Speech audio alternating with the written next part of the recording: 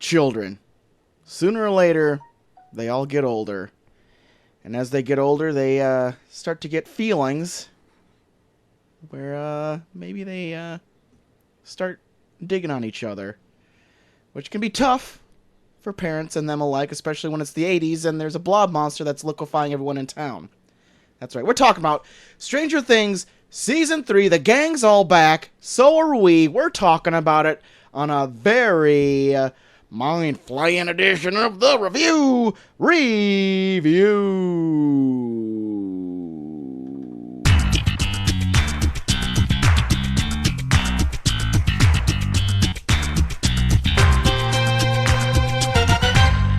Turn around. Look at what you see. I didn't get that until they got to, like, the never-ending story part. Because I've never seen that movie.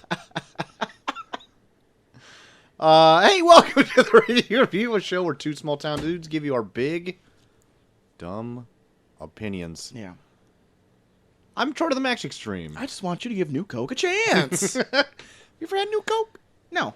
I thought they re-released it just for a minute there. I saw that they did, and I did not try it. I did not see it anywhere. Should we see if it's on Amazon? Must have been a soft release. A soft release. Tell you what, soft release for a soft drink. That's shit, I hear. Oh.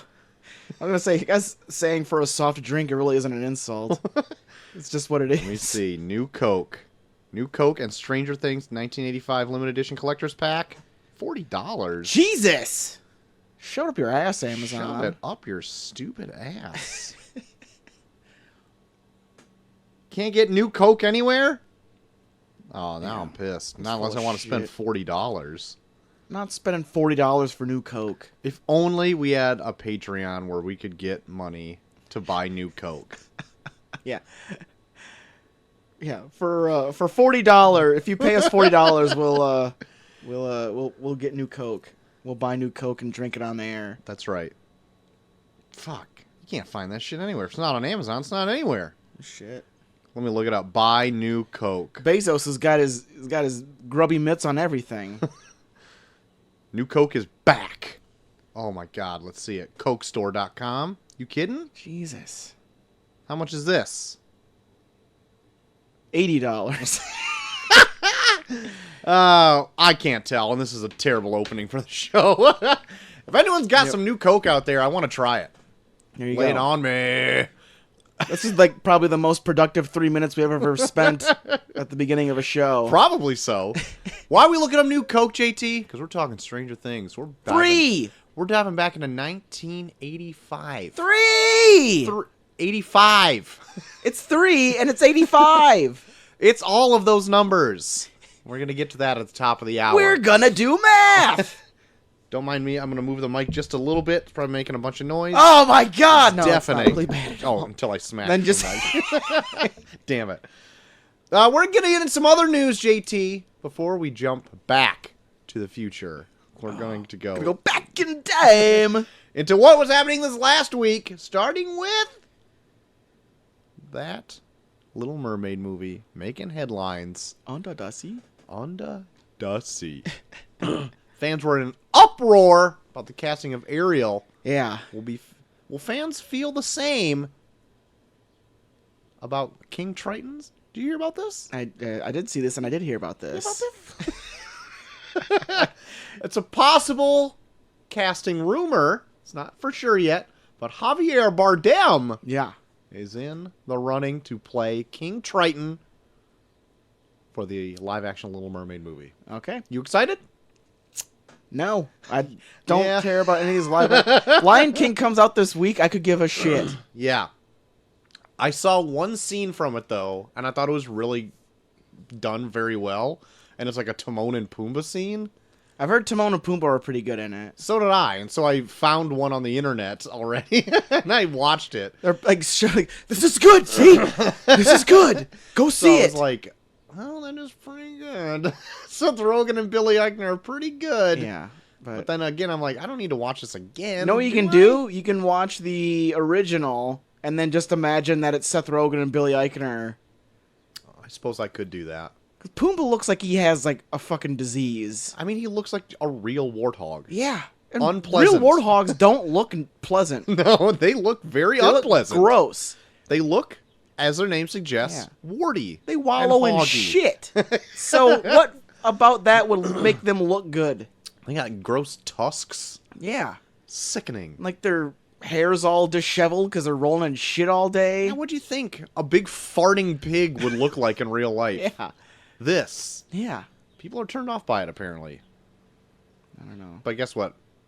Sounds fine. I heard a little bit great. of Chidowell Ejiofor's rendition of Be Prepared, and it is dog shit. Oh.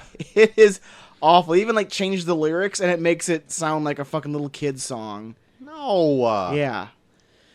Well, I guess look forward to not seeing that, as well as not seeing The Little Mermaid, possibly. You know, I'll probably rent starring Javier Bardem. Yeah. We'll see.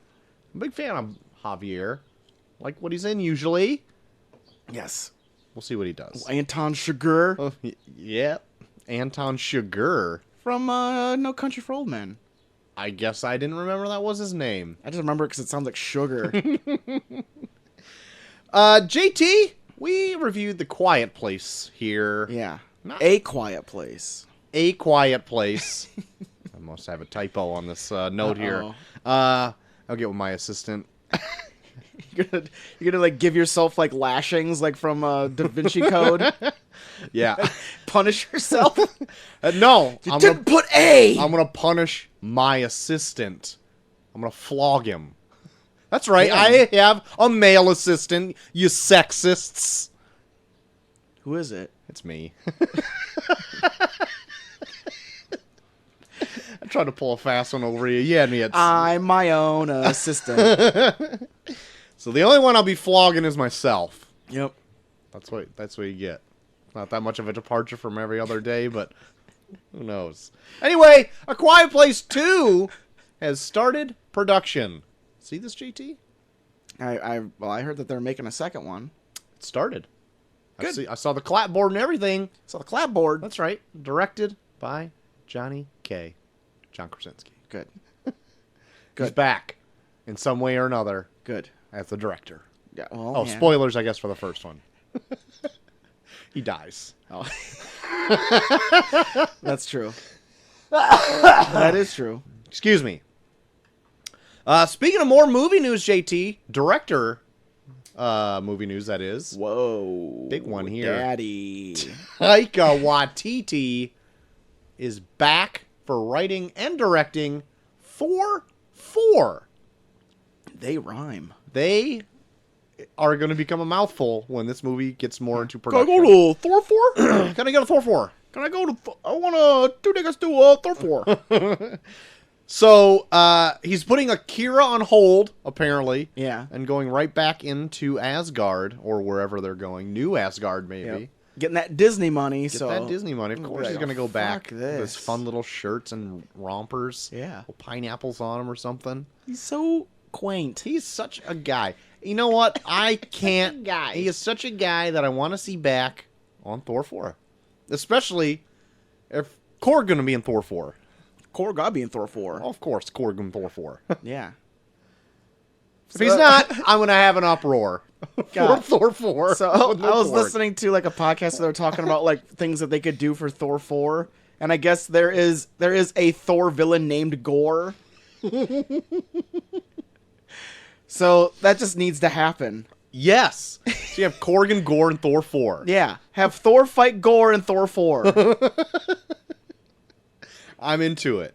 Let it happen. Yeah. Let all of the ors happen in this. Which he sounds like a pretty sweet character too. He's supposed to be like the God Killer or the God Butcher or something. Yeah. He's in like the newer run with Jason Aaron writing it. Apparently Yeah. it's really good. I haven't read any of it. I've been collecting it. Haven't been reading a single Saving it issue. for a rainy day. Saving it for a long haul. Yeah, well, you have one coming up, so. That's very true. Uh-oh. I've just planted a seed. You've just planted a seed that I've just comic inceptioned you. make And me by comic read it. inception, I mean I brought up a comic and brought up you had a lot of time. And my eyebrows went up and down. That's comic inception in your case.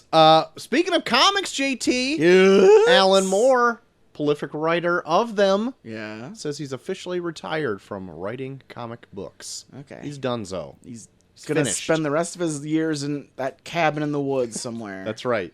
In like Scotland or New Hampshire or whatever it is. With 9 wives or whatever. And he's got his like rings and he does chaos magic or something. Writing his slut porn. The last few things he wrote is pure slut porn. Okay? Slut porn. Slut porn? Yeah. Have you ever read this book called Lost Girls? No. I don't even know why I asked. But it takes all of like the Disney princess type characters. Yeah. Kind of. Like Wendy from Peter Pan. And I think like Snow White. And a few other of these Lost Girls. Yeah. And like puts them into like an erotic type of book. Good lord. And it's pretty well done. I haven't yet to read all of it. I saw some of it because Dave, of course, has it. Oh, yeah. But we may be doing that this summer on Imperious Rex because this summer it's Imperious Sex. Oh, and we're doing a bunch of books with sex in it. I can do the one book where like the dude has like bite me in like his pubes or something. I'm currently reading that right now. Oh, awesome. Sex criminals? Yeah. You better believe it. Imperious Sex. I love it. Wait till we get demonetized on every single video. I can't wait. You need to do like real sex intros where it's just you and Dave like getting a clipboard put in front of you like on the street. Like Dave's wearing like a fur coat and you're like got his arm around him and it's like do you jerk off together? Oh yeah, sometimes. Yeah. Bunch of questions like that. Imperious Sex 7. It's gonna be a good time, hopefully. Last bit of news I got, JT. Yes. HBO. Home box office. Recently said to have a new streaming channel coming out, incorporating a lot of other Warner media. But HBO itself cleaned up at the Emmys this year. Saw that. I got a full list of the noms, the nom-nom-noms. I don't have all of the noms. I just have a tally, a total tally, because it broke a record for nominations this year. It holds the record for most nominations at 137. Jesus Christ. Netflix is right behind them this year with 117 nominations. Damn. I know. So, needless to say, one of those two things is probably going to take home win a lot of Emmys. So, I thought that was pretty interesting. So, if you want, meanwhile, network TV is over there taking a shit in its pants. Yeah, it's trying to like just stay up doing meth or something like that to get something else going. Well, while we're on the subject, why don't we get into some of those noms? All right, I'll pull up the nom-nom-noms. Pull up the nom-nom-noms. Okay, let me get it. Let me nom. Nom it up. Oh, here we go. Oh, sweet. We're pretty close to the front. Here we go. I'll just do like the series because I'm pretty sure you don't give a shit about any of the actors. I don't really. Well, I have competition program like reality show. Okay. You want to hear those? Sure. Okay. There's The Amazing Race. Okay. American Ninja Warrior. Oh. Nailed It. Oh. RuPaul's Drag Race. Okay. Top Chef and The Voice. Oh, all right. You know, well, me and Molly are partial to RuPaul's Drag Race. Mm-hmm. I would probably pull for that one, too. All these other ones, I'm just like, meh, I don't know. Yeah, American Ninja Warrior is kind of fun to watch when you're drinking at a bar, though. Yeah. And that's the only other one I don't mind watching. Like, every other one of these, I'm like, The Voice, it's like, ugh, really?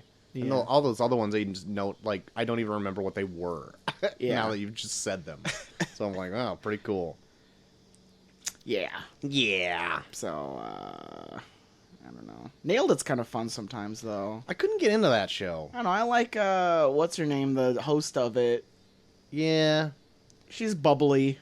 and fun. Yeah, I don't know. She's more abrasive to me. I'm just Okay. like, I guess I'm just more into like, I think the Great British Bake Off like spoiled you don't me. want the bells and whistles. You just want quaint people telling you to cook stuff. That's all I want is like, oh, this man just practiced for a week with his wife and kids to make the perfect crumpet.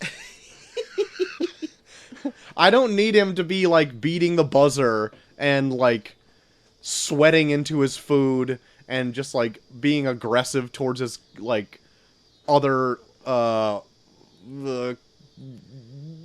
people in the show. Nicole Byer, that's her name. Yeah. Nicole Byer. I just love it. It's just quaint. Everyone likes each other. Okay. It's got pastels. Okay. Now anytime, even like Chopped, I'm just like, what are you doing? Just cook the goddamn thing. Of course, why would you want to use squid penis in this recipe? Nobody wants to eat that. These are barely crumpets. Got television movie Troy. Okay. Bandersnatch. Okay. From Netflix. Brexit from HBO. Deadwood from HBO. King Lear from Amazon, and My Dinner with Herb from HBO. HBO.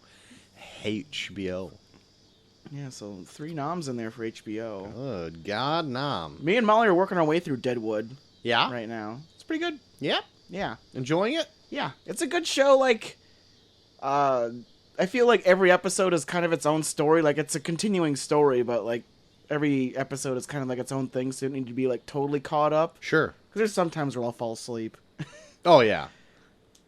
I'm like that with anything. Even things that I love. I'm just like forcing myself to stay awake. Pouring coffee into my eyes. Limited series, Troy. Mm-hmm. Got Chernobyl. Mm-hmm. Escape from Dannemora. Don't know what that is. Fosse Verdon from FX. Don't know what that is. Sharp Objects from HBO. Okay. That was pretty decent. And When They See Us from Netflix. The show about the Central Park 5. Oh, yes. So, I'm personally behind Chernobyl because that was pretty good. Yeah. But When They See Us is also really good. Yeah.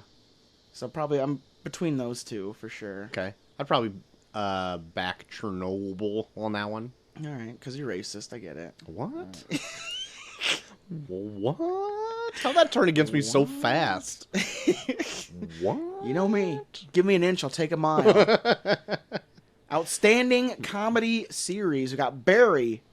We got Fleabag from Amazon. The Good Place. The Marvelous Mrs. Maisel. Russian Doll. Schitt's Creek. And Veep.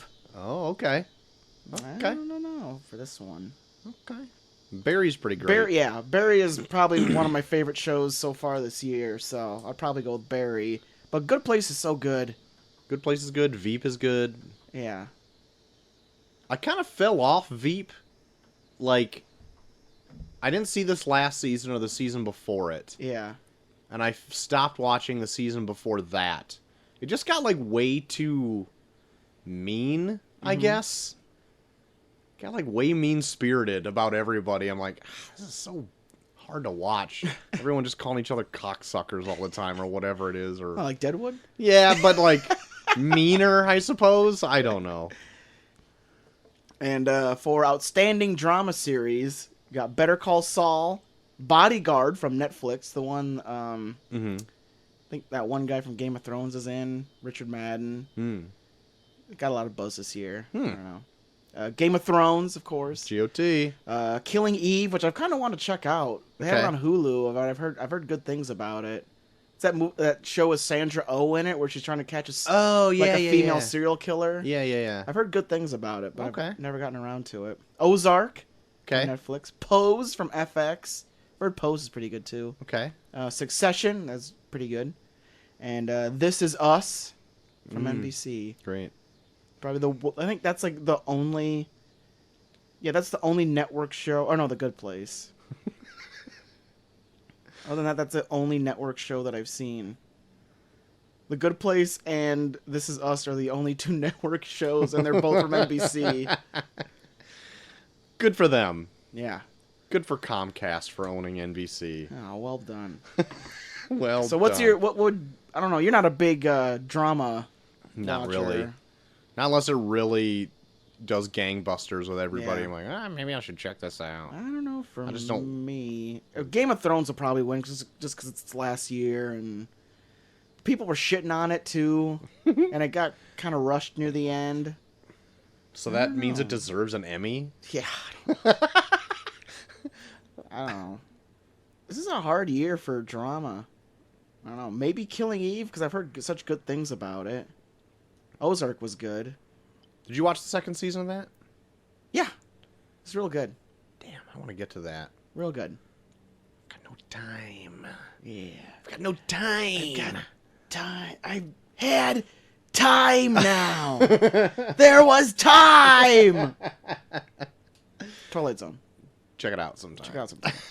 So I think all those old ones are on Netflix. They are. Still. They are. I'll just cycling through what my list had on there, and it still had the Twilight Zone on there. So we'll keep track of that. I'll probably give you the answers or the winners when Emmys come out. Great. Probably in a month or so. Usually they do it like a month. The Really getting ahead of it. Yeah. Do you hear that cicada outside just going ape shit? I always hear cicadas going ape shit. Feels like we're in the fucking South. Did you hear like one of the last episodes of Charm Type I did where I was like, you hear that cicada outside? And you couldn't really hear it that much. Oh, really? No. Because it was like, I thought it was deafening, and Chelsea's like, it's the fridge. It's not the fridge. I know what the fridge sounds like. It's not. That sounds like a fridge to me. God, you're in cahoots. Troy AP Bio. Uh-huh. News came out earlier this year that it is canceled from NBC. Right. But luckily, NBC's got that streaming service they're working on. Right. Because they stole The Office and put that shit on there. That's right. And I guess AP Bio is coming back for another season exclusively on the NBC Universal streaming service app. Great. So you want to watch more AP Bio? Mm. Buy that. Buy that app. Coming out when? Don't fucking know. Don't care. Troy, you brought up earlier that they found a King Triton with Javier Bardem. Yep. And it appears they might also have a Prince Eric. Oh. And it's a dreamboat. Harry Styles. Harry Styles. That sexy son of a bitch. Yeah. Might be the Prince Eric. All right. What do you think of that? What do you think of that Prince Eric, Troy? Sounds good. All right. Sounds great. Best piece of casting yet. Best one yet? Yep. I'm going to put my stamp of approval Why on is that, Harry Troy? Styles. Why is he the best one yet? He's got the best hair. Okay. Have you seen Harry Styles' hair? It's almost He's ironic. almost that named his name after is his Harry. hair. Yeah. He was named after his hair. His hair was so good. Yeah. Once he was born, his parents were like, "We will name him Harry for his marvelous hair." Look at that mane of hair he has. We We will should name name you- him after it. We'll name you after your hair. Call you Harry. Troy, have you ever watched 13 Reasons Why? No. Heard it was depressing. It's very depressing. Especially, I only watched the first season because I couldn't even get like 2 episodes into the second one because it just started going off the rails. Oh, God. But Netflix, doing some unprecedented, is going back and editing its season 1, What? taking out the horribly graphic suicide scene from the last episode. They were like, you know what? This isn't aging well. We're just going to take this out of the last episode. So, Because it is graphic. Like, they show her, like, laying in a bathtub, like, slitting her wrists, like, up, like, from, like, hand to elbow. ugh. And she's just, like, breathing heavy, like, like, oh my. It's uncomfortable to watch. God. Yeah. I was going to ask what it was, but you just just me. Yeah. And that It's sounds uncomfortable to unpleasant. watch. Yeah. It's pretty uncomfortable. Sounds about as unpleasant to watch as a Pumbaa. Yeah. As If as not- a real life Pumbaa. As if not, maybe even more so. Maybe. Yeah. Let's do a back to back. Let's have a picture of Pumbaa from the Lion King reboot and the chick from 13 Reasons Why killing herself, and we'll see which one's more disturbing. Just which one is the worst one? Couldn't tell you right now. Don't have them in front of me. Yeah. So somebody mock that up. Yeah. Send it. Get it up there at Bucky for everyone. Yeah. Just flood my Twitter with a bunch of videos of the chick killing herself from 13 Reasons Why. That would be great. Yeah, I'll retweet all of them. What is this shit? Troy, Amazon. Did they do gangbusters with that Jack Ryan or what? People are just talking about. I don't know. Probably not. Did anyone watch that? I don't know. The one with Johnny K in it?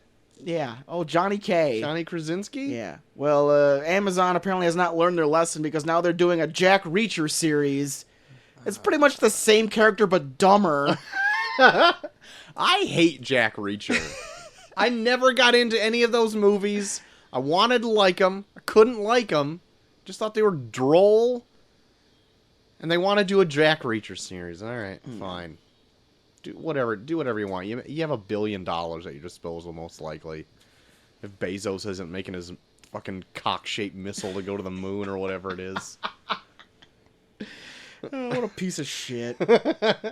Troy, looking forward to that Mandalorian series? Kind of Jon Favreau's doing? I'm looking forward to it, too. Yeah. Because chances are I'm going to buy Disney+. Plus.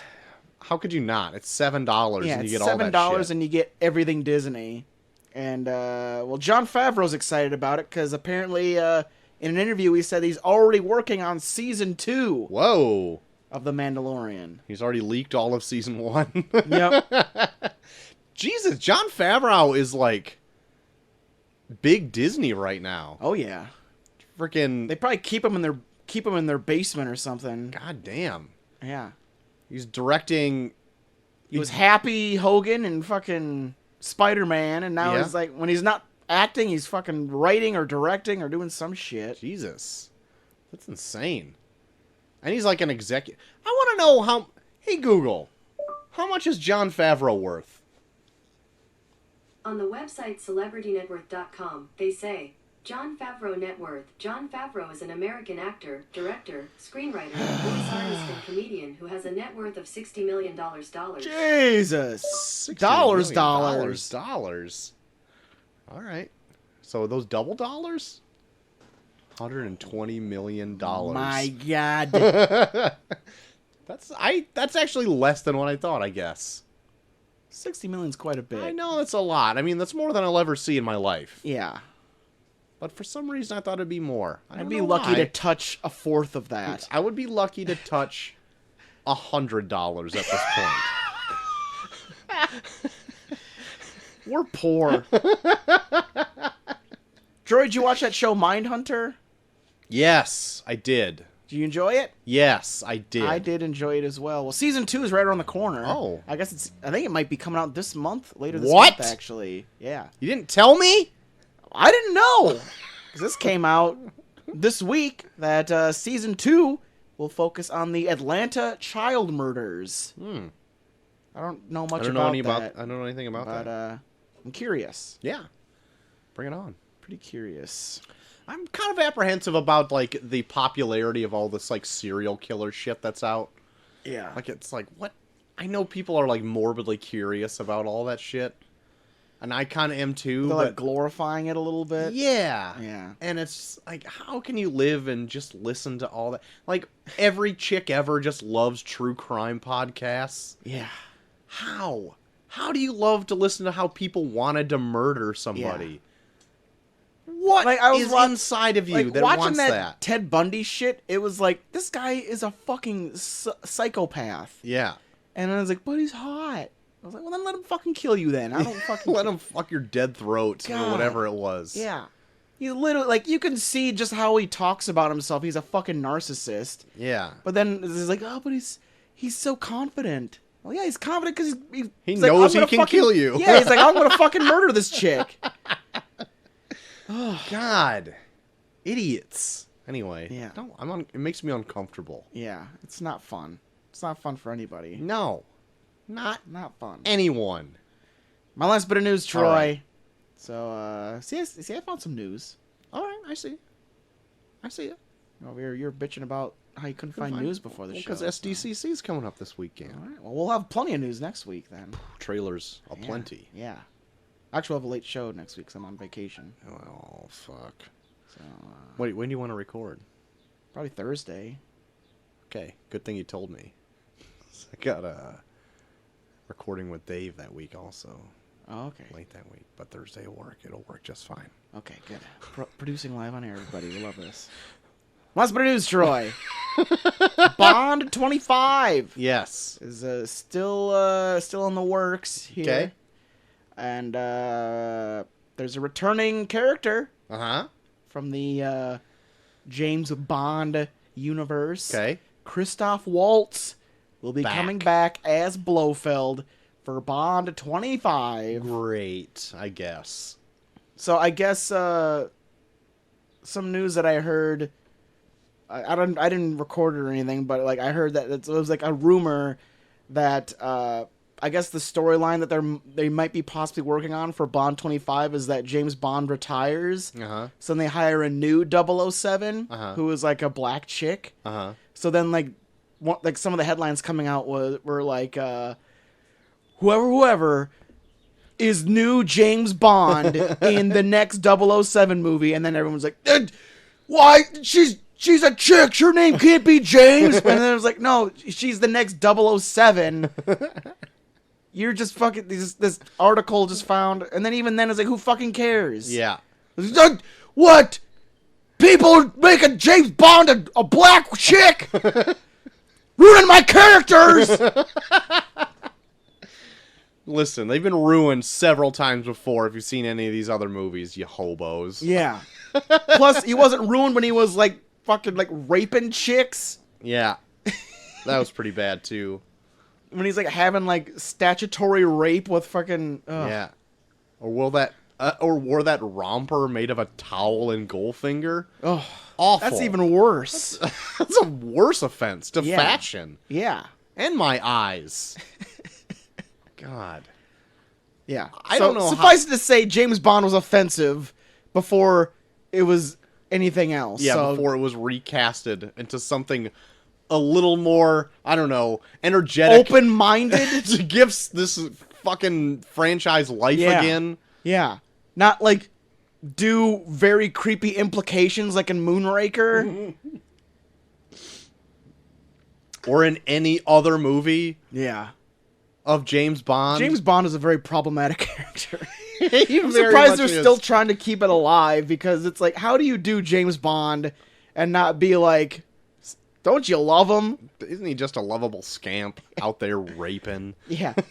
Out there having sex with multiple people and raping then and killing. yeah. God. It's uncomfortable. It's uncomfortable. That's all my news, Troy. Great. Ending on a very Odd note. It's all right. We're going to liven it up with It's Done. It's done. It's done. Done. I only got one trailer. I've got two, but one's a pretty big one. Okay. I don't know if it's the one that you have. Probably not. Okay. There was one more I was looking for, and I couldn't find it to watch. So maybe you'll probably just tell me about it. I'll be like, oh, yeah, that's the one I wanted to watch. Okay. But anyway, I'll get mine out of the way. Go for it. Mine is for a movie called Hustlers. Oh, wow. Hustlers! That sounds fun. Featuring the likes of J-Lo and Cardi B and Julia Stiles and a few select others. Anyway, it's about a group of erotic dancers that... is it erotic or exotic? Exotic dancers. Exotic. They're strippers. They're, and they're pulling ones over on the people that have taken away, like, their livelihood outside of the strip club. So, like, big roller bankers and all that kind of stuff. So when they come into the strip club, they take them for all they got, and they make a better life for themselves, kind of like that. Hustling them, you know? And apparently it's based on... Like how Cardi B used to drug people and then steal their money. Yeah, that might be a footnote maybe in this. But it's probably... It's based on a true story. Yeah. So I don't know how true to life this actually is. But anyway, looked more interesting than what I first gave it credit for by just looking at the cast. Yeah. Julia Stiles, she came back from out of nowhere. Yeah. She was just randomly in Bourne movies for a while, and Yeah. then not anything else. Yeah. And now she's in this, Hustlers. Yeah. Maybe one of the Hustlers? Don't know. Tune in to find out. I don't know. If it looks good, I'll check it out, but Yeah. I don't know. It looks better from the trailer than I first gave it credit. Okay. At face value. I judged a book by its cover. Got a little burned. At least by the trailer. Okay. Movie could still be garbage. I'm not sure. Well, we'll see. We will see. Grab that beer, Troy. I saw a trailer for a Netflix show that's coming out later this month called Another Life, which looks like kind of like a mix between Arrival and I don't know, like kind of like a sci-fi. Oh, I saw that trailer too. Type. Yeah, Yeah, looks good. it looks pretty good. Yeah, I'm like sci-fi's my bag, so like I'm biased yeah. kind of towards it. So I think it looks great. But it looks pretty decent. Mm-hmm. I'm kind of for it. Mm-hmm. And I guess they're like kind of playing up to like the Battlestar Galactica type people, because I guess like the main chick in it is like a main player from Battlestar Galactica. I couldn't tell you anything Couldn't either. from Battlestar but, Galactica BSG. So there you go. Another Life, I think it's called. Another Life. That's what it's called. Great. So I'm excited for it, as you can tell. You're on the edge of your seat. And the trailer, I'm surprised you didn't have, Troy, because it was a pretty big one that came out this past week. They put up the teaser trailer for the Kingsman prequel, The King's That's Man. what I wanted to see. God. I knew there was like a big one, and I couldn't find it. Wasn't in like my trailer thing I usually watch. Oh, It's well. weird. Is it The good? King's Man, and it looks good. They don't Yeah? show a lot. It looks like it takes place during World War I, so we've answered that question. Great. It's not during The medieval King times. Arthur's medieval times. It takes place during World War I. All right. And one of the fun things about it is it looks like one of the villains is Rasputin. Oh, Yeah. I'm on board. Okay. So yeah, I'm pretty curious. It's All got Ralph Fiennes. Easy. Rafe Fiennes. Ralph Fiennes is in it, and I think there was another person, but I can't remember off the top of my head. But yeah, Ralph Fiennes is like the big one. Okay. Like he's kind of like the main guy that introduces like this younger dude to the Kingsman. Okay. All right. So there you go, The King's Man. It looks pretty decent from what I saw so far. All right.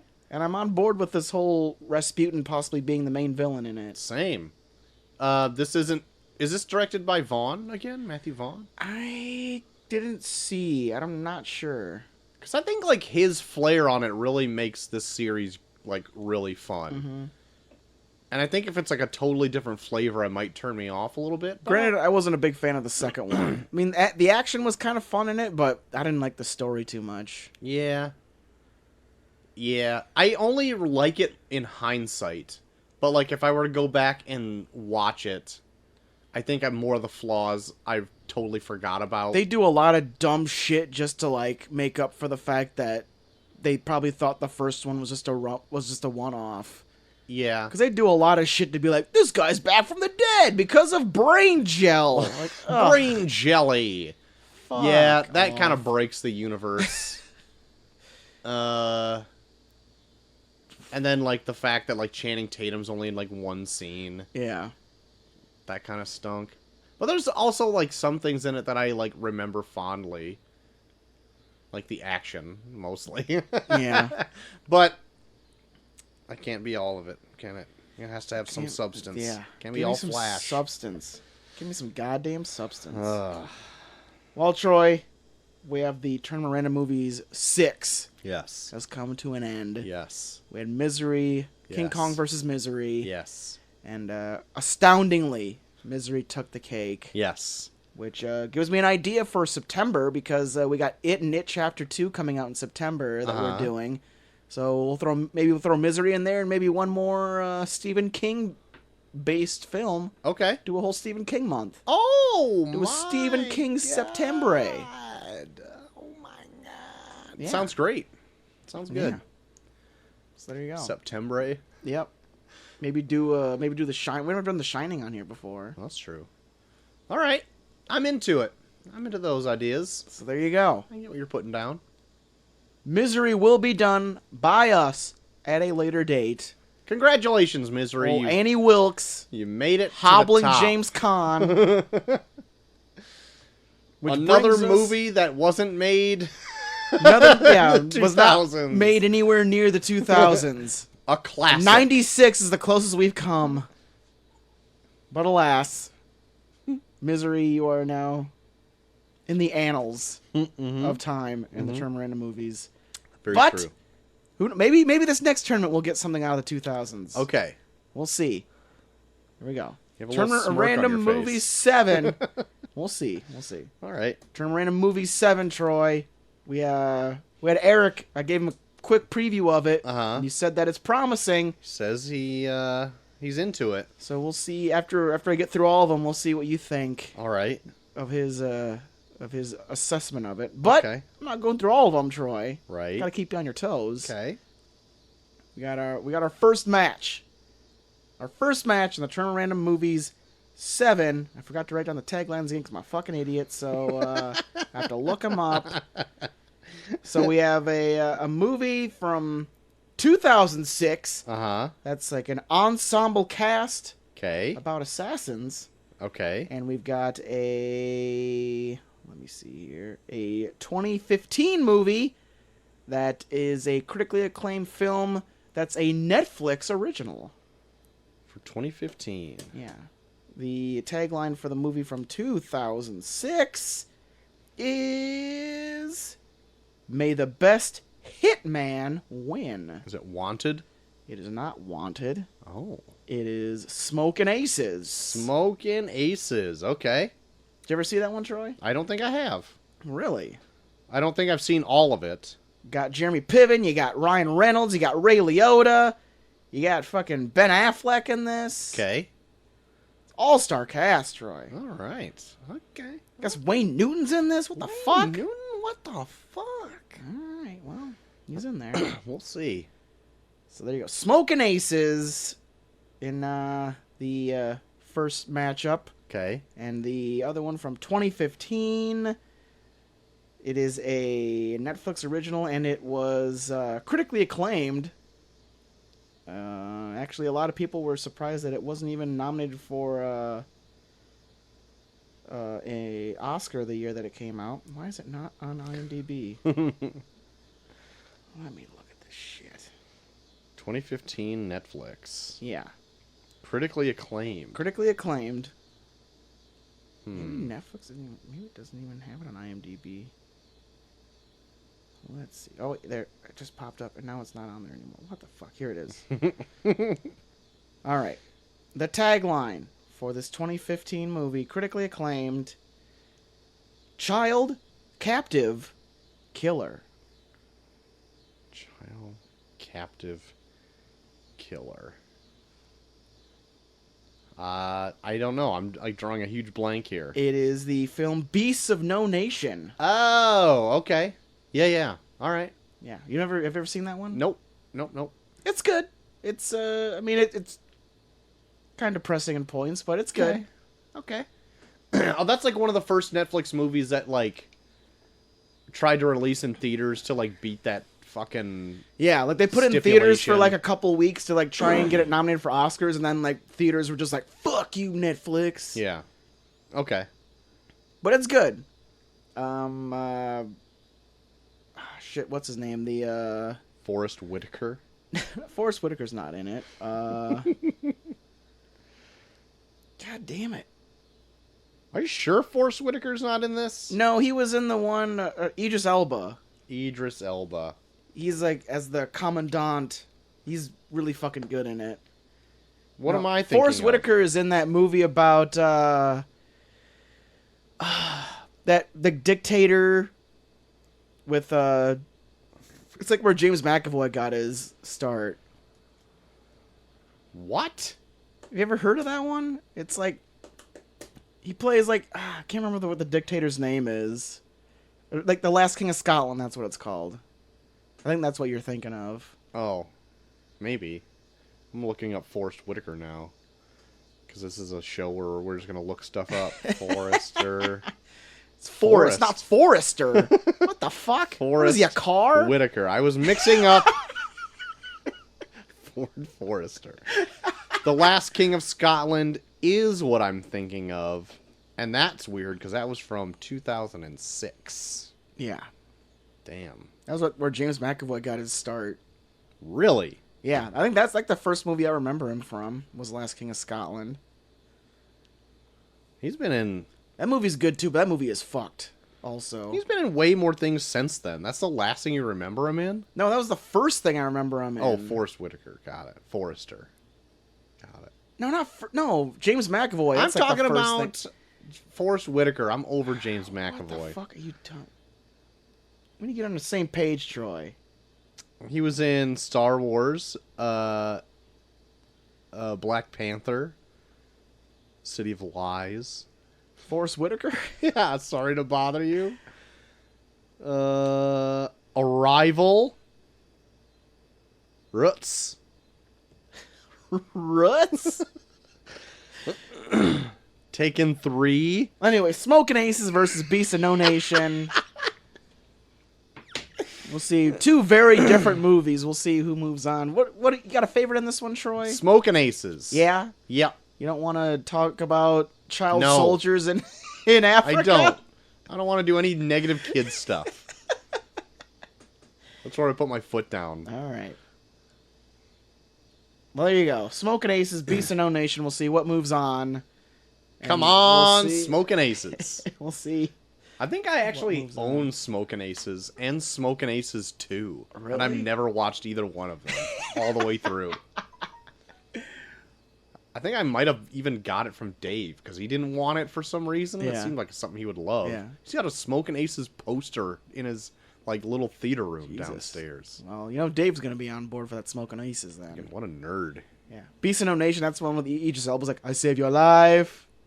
I save your life. Is that the one where he laughs really funny too? Like, Maybe. maybe Probably does. I don't remember. do In all honesty, out of everything in that movie, the one thing I don't remember is Idris Elba's laugh. More of the kid stuff. More the kids shit. All right. Fair enough. That's fair enough. So there you go. Smoking Aces, Beast of No Nation. We'll see who moves on next week. Very good. As well as our next matchup in the Tournament of Random Movies 7. Lucky number 7. I'm into it. Let's get it on. Oh, now that brings us to the main event. No mail? Evening. No mail. Okay, just making sure. Main event. Wait, let me check. Now you got me curious. Jesus, all right. Now you got me curious. Gotta make sure there's no Marsden Ramos. Oh, I thought there was for a second, and I'm in my own personal one. How do you like that? No mail. No mail. That's too bad. Marston Ramos. Come on, where are you, man? Yeah, we miss you. We miss you, Marsden Ramos. Main event of the evening. Yes. Stranger Things 3. Stranger Things 3. The third installment of this Series? this franchise. This franchise. Dropping July 4th, 2019. Happy birthday, America. Stranger Things came in hot. Yeah. Episode 1 of the third season garnered 40.7 million accounts watching 70% of the movie. There you That's go. such a fucking odd stat That's to have right. to follow. Yep. Didn't get me. I only watched 69. So don't ask me about the last 10 minutes of all these episodes, Troy. Making this a viewer record for any Netflix program. Shit. Not any movie, just one of their programs. Shit. And then subsequently, 18.2 million accounts watched the remaining episodes of the season. Still quite a bit. Quite a bit indeed. Quite a big drop off, though. Why would you start something like that and not finish it, I guess? I don't know. If wanna you're going be to in jump the into the know. third season of something and be like, Maybe I they're not wonder if this finished is yet. for me. Maybe they're not finished yet. Maybe you're right. I don't know. Maybe you're right. Rotten Tomatoes has this season at 88%. Pretty high. Metacritic at 72%. Yeah. And the Filmy Judge, 4 out of 5. Filmy Judge. The Filmy Judge, 4 out of 5. All There you have right. it. Pretty decent scores given there by our top 3. What is this big fucking truck going by? God. Deafening. This season, JT, do you want to do spoilers for this? It's kind of hard to talk about a whole series with no spoilers in it. Well, we could probably do like a small tidbit of non-spoiler just in case. Okay. I mean, the reason like we do like these series like 2 weeks afterwards is to make sure you get it watched before Yeah. the episode of it comes out. Right. But I mean, I don't know. Maybe there's still people that are lollygagging. Lollygagging. All right. Well, then why don't we do a mild spoiler-free, Gotcha. and then we'll jump into some full-on spoilers. We'll do a soft spoiler. We'll do a soft drink spoiler free. That's right. That's right. New Coke. JT, what happened in Stranger Things 3? Well, Where do we leave off? 11 dies. No, I'm kidding.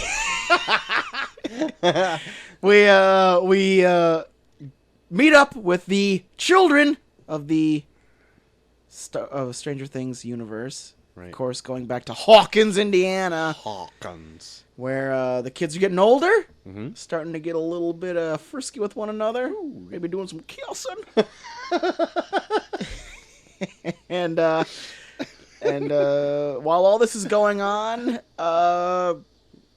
it appears that this so-called portal might be trying to get reopened by a couple of Ruskies, albeit Russia.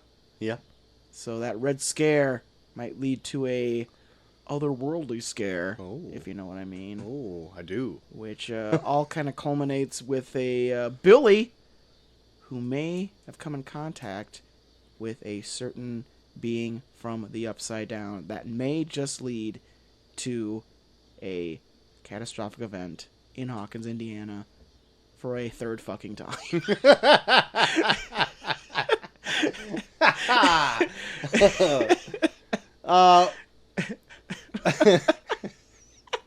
What I thought they did pretty good in this is that they split up the gang a little bit more.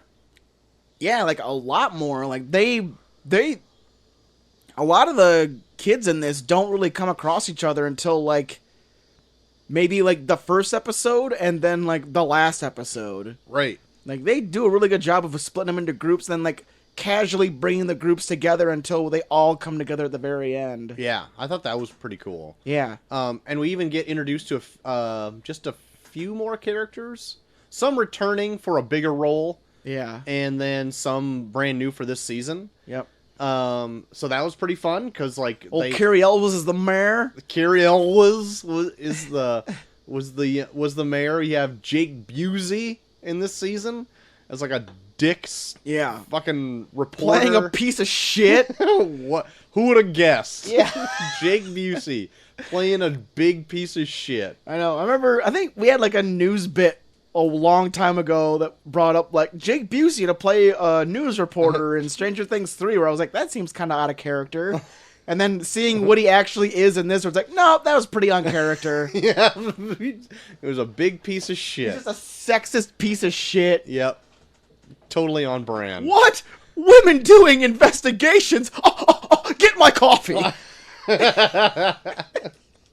Next time, why don't you investigate if I wanted some mustard on this sandwich? My dad's insane. So that's pretty great. Of course, you get Hopper back along with Joyce. Yep. They're up to their own antics also. Yep. Hop dealing with a teenage girl for the first time in his life. Mm-hmm. Actually raising a child to the point where it was like, oh, shit, this is what I had to look forward to? Yep. So that's kind of fun. I also 3 inches. I also really liked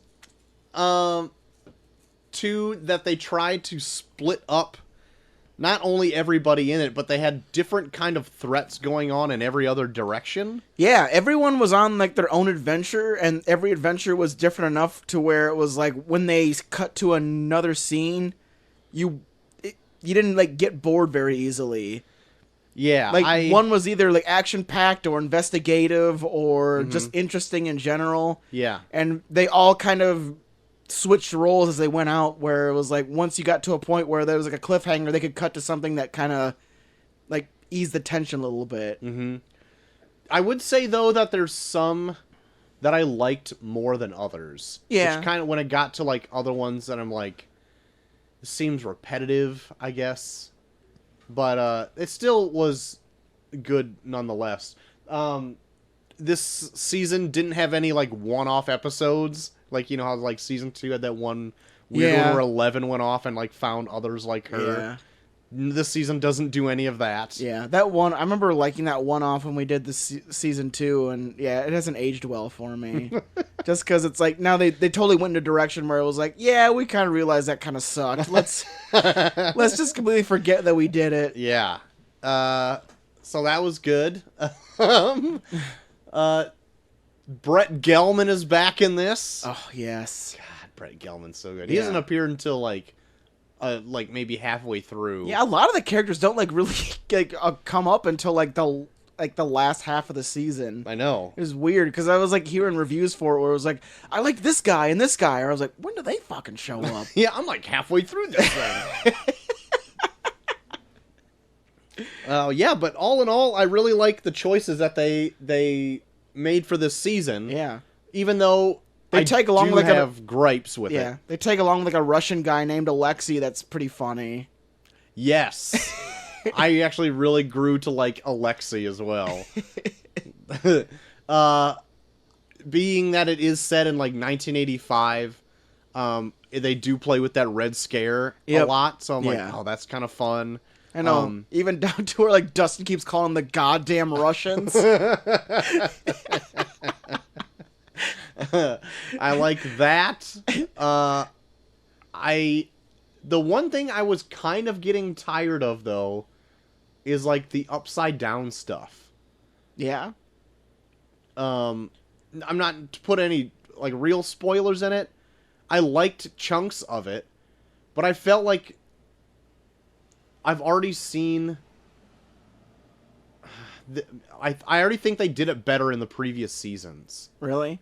See, yeah, without spoiling it, I think like the threat in this was probably like my favorite out of the 3. Okay. Like I won't go into great detail about what it is, but like I can see maybe the upside down stuff being kind of tired, but I think this was the one where they like really utilized like the main threat in it as like, this is gross and fucking scary. Yeah. I did like aspects of it, like having it be as gross as it was. Yeah. I'm like, that's interesting because they haven't really done that kind of horror type stuff yet in the series. Like I feel like this is like the goriest season out of them so far. For sure, because even like watching the last 2 seasons, I found it like, I could probably watch with Macy in the room. Mm-hmm. Like, it's not going to be that bad. Like, scariest things are, like, the Demogorgon things. Yeah. And even them are, like, they're not all the way through this. Yeah. Or the last few seasons. Yeah. And then in this season, you're, like, watching people melt. We're like, oh, God! Like, the first episode, there's, like, exploding rats and stuff. Yeah. And Chelsea's like, I don't think Macy should watch this. Because she's like, anytime she saw any conflict on the screen that she was in the room, she's like, oh no, Dad, what happened? And I'm like, oh, the rats exploded. Oops. Or like anytime somebody's like trying to shoot somebody, like, oh no, Daddy, what happened with them? I'm like, oh, they're having a little kerfuffle. God. They're having a little... They're mad at each other. Your daughter is so sweetly innocent. I don't want her to expose her to anything in this world. No. I know. She can't even go outside, and she loves outside. Yeah. She can't stay inside because look at the news. But yeah. I would say that if you were into this series so far, I think season 3 won't let you down. Yeah. So everybody comes back. Some you have a little bit of growth in some of the characters. Yeah. So it's fun. Yeah, they play a lot with how they're getting older, and they even play a lot with what's his name? Like the kid that gets like abducted in the first season. Will. Yeah, they play a lot with like Will, where it's like he's almost kind of stunted because he's spent so much time like being tortured by all this shit. Yeah. And now it's gotten to a point now where he was like, I still want to be a fucking kid, guys. My childhood was taken away by these fucking upside down fucks. I want to play some D&D. Yeah. Stop banging your girlfriends and play some D&D. Stop kissing. For once, stop kissing. But I love that aspect of it where it's like they deal with the whole idea that like nothing lasts forever, especially when it comes to like friends in like school, where it's like we're gonna get to a point where this shit gets old. Yep. And not all of us are going to want to stop right away. Right. For sure. So, gauging with that, why don't we just jump into a little bit of spoiler territory? Let's do it. Recommend people see it? Yeah, especially if you like the first 2 seasons, definitely. I think I like season 3 more than season 2, to be honest. I'll gauge that as we talk about it, I think. Fair enough. So spoilers from here on out. I really enjoy this series. Like, as just a whole. I don't know why people like to dump on it, because maybe it's so popular. It's probably yeah. It's your Game of Thrones thing. Like, everyone's talking about it. I'm gonna be the cool guy that shits on it. Yeah. Okay. Yeah, I can see that. I suppose if, like, horror and, like, 80s nostalgia doesn't do anything for you, then you're not gonna be really into it. Yeah. Just as, like, fucking medieval shit, I don't get into it so at all, so I don't like Game of Thrones. So, but, like, I find the series, like, super fun. Yeah. I know, like, they even with the kids getting older, they still find a way to make it kind of that Steven Spielberg feel, where it's kids getting put in very, like, out of left field situations. Right. And they're even, like, finding ways to, like, throw in, like, younger kids with these, where it was like now like they're kind of like the comic relief, where they have like what's his name's sister that's like a big part of like the group, like Dustin's group. Yeah, the Scoop group. Yeah, the Scoop group. But no, like I was hearing a lot of reviews where they thought that she was kind of abrasive, but I was like, I kind of liked her because she was like, what do I get out of this? I could see where she rides that line. Yeah. But I liked her yeah. in the series. Was she like called like Brett Gelman a bald bastard? What are you, 5? I'm 10, you bald bastard. Yeah, I'm trying to find what her name is in this because she's great.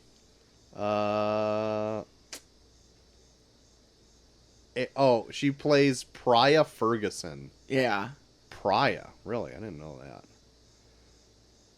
How do you like that? Yeah, but she's the sister of I can never remember. Lucas. Yeah, Lucas. Yeah. No, Priya's her real name. Her name on the show is Erica. I got those flipped around. Oh. But yeah, I really liked her in this too. I liked that Dustin and Steve have their, like, bromance still. They're, like, so into each other. I know. Like, I loved it, like, the first time, like, Dustin, like, goes and sees, like, his old group of friends, and they're just like, oh, hey, what's up, Dustin? Whatever. Yeah. And then he, like, goes and sees Steve, and Steve's like, Dustin, what's up? Holy shit, secret handshake. Fuck yeah, Dustin! Like, even, like, the chick that works with him is just like, what the fuck is going on here? How many kids do you hang out with? Also, that chick is the daughter of Ethan Hawke and Uma Thurman. Yeah, Chelsea told me that. Yeah. I was like, oh, okay. You can like kind of see. I can kind of see like the Uma Thurman when she's like in fear or whatever. I could definitely see Uma Thurman. I couldn't get any Ethan Hawke out of her face, but I really liked her in this, even though I thought that her reveal that she's a lesbian, I was like, it's kind of cliche how they did it a little bit. See, I thought it would be cliche if they like ended up together. I kind of liked it. Yeah, I mean, because I thought that's where it was going, and then had the twist, and I'm like, oh, okay. Well, I'm glad they're just friends still. Then I like that. I just love that Steve always ends up, even though like Steve is like this like hot popular guy, he always ends up barking up the wrong tree. That's true. And I really liked her when she was like the cock of the walk. She's like, I'm gonna fucking figure all this out and over you boys or whatever, and decoded all that Russian shit in like a day. And then when she got like into the shit, she's like, hold on, you have powers. Who are you? What is going on? Dude, I love like that last episode. That last episode where everyone meets up for like the entire group meets up for the first time, and everyone's just like, hold on, who are you? Wait, you have powers? Wait, who are you? And then just like you finally go through where it's like, oh shit, yeah, these people have never met before. Yeah, I know. Like it never crossed my mind up until when they finally all meet in the mall together, and they're just like all like, who are you? Wait, who are you? Hey, how are you? I haven't seen you in a long time. Wait, where are you from? Right. Where it's like, what were you doing? Yeah, Russians. there's like a legit an entire group that doesn't even know the Russians are involved until the last episode. I was like, holy shit, that's a major part of this. And you've been wandering through this not knowing the Russians are a big thing.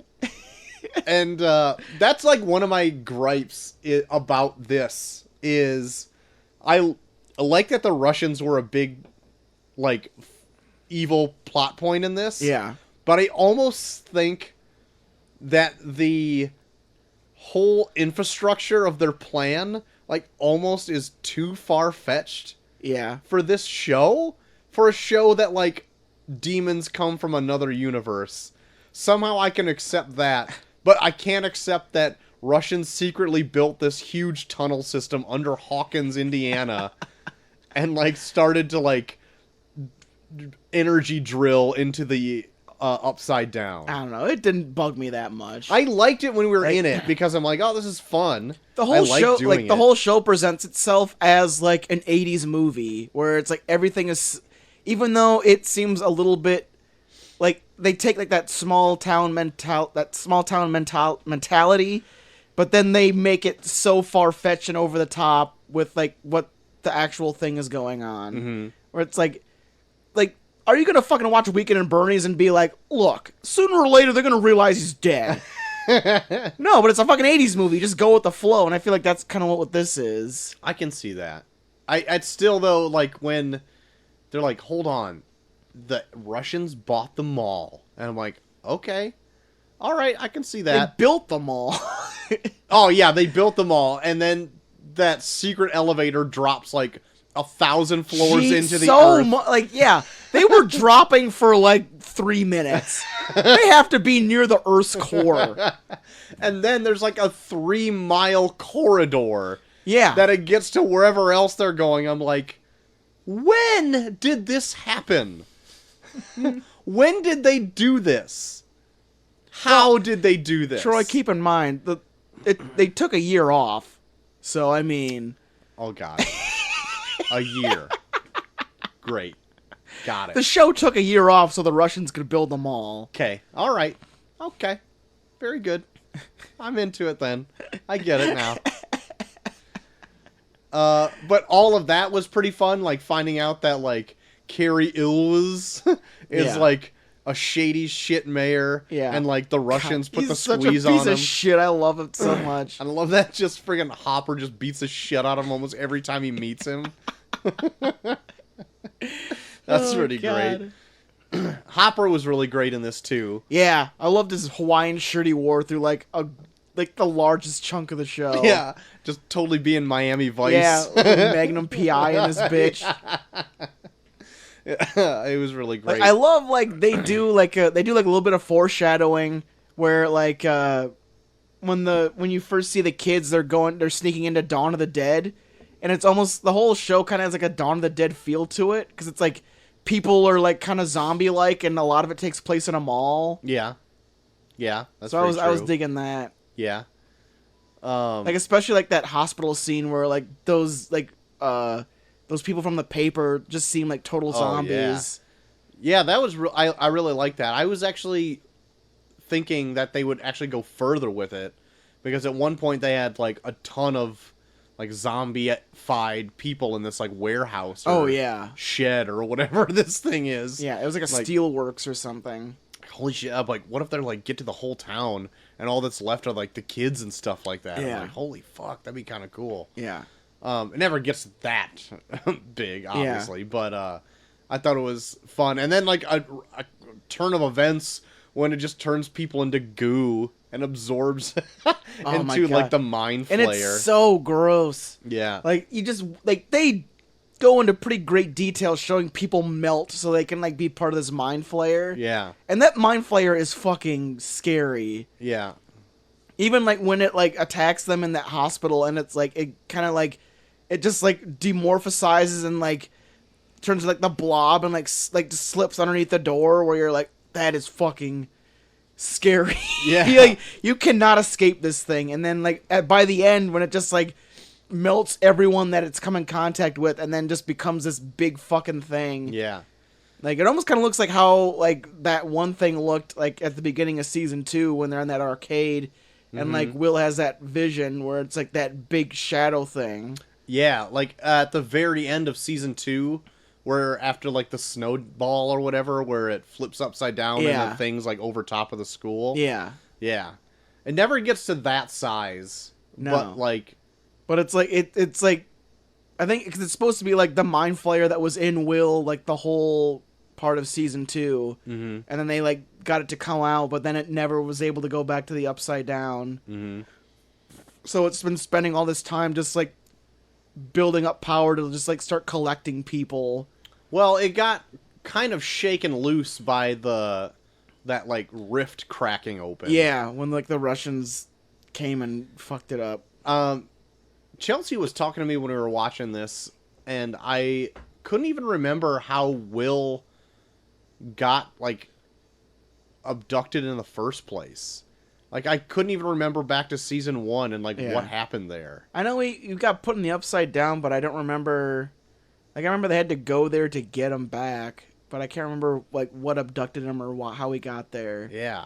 And I was trying to think, and Chelsea's like, yeah, he went to the upside down. I'm like, but you just don't go. Like, he just wasn't out in his, like, little fort and be like, oh, no, now I'm in the upside down. Yeah. Like, there was a ignition, right? And something abducted him, but I can't remember what it was. Couldn't remember either. Anyway, I was only on that for like an episode.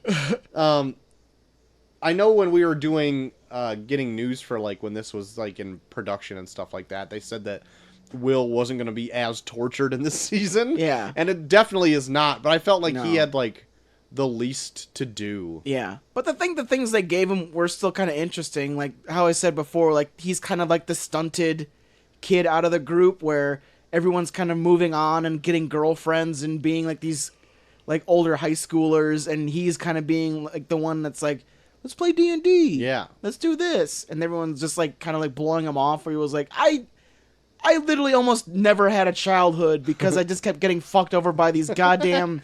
monsters. Yeah, these monsters. Let me have a fucking childhood. Like when he goes and like fucks up his fort, like after everyone kind of blows him off. Like I don't know, that one kind of got me. Where it was like he's kind of coming into terms with the fact that it's like I'm not gonna get my friends back again. Right.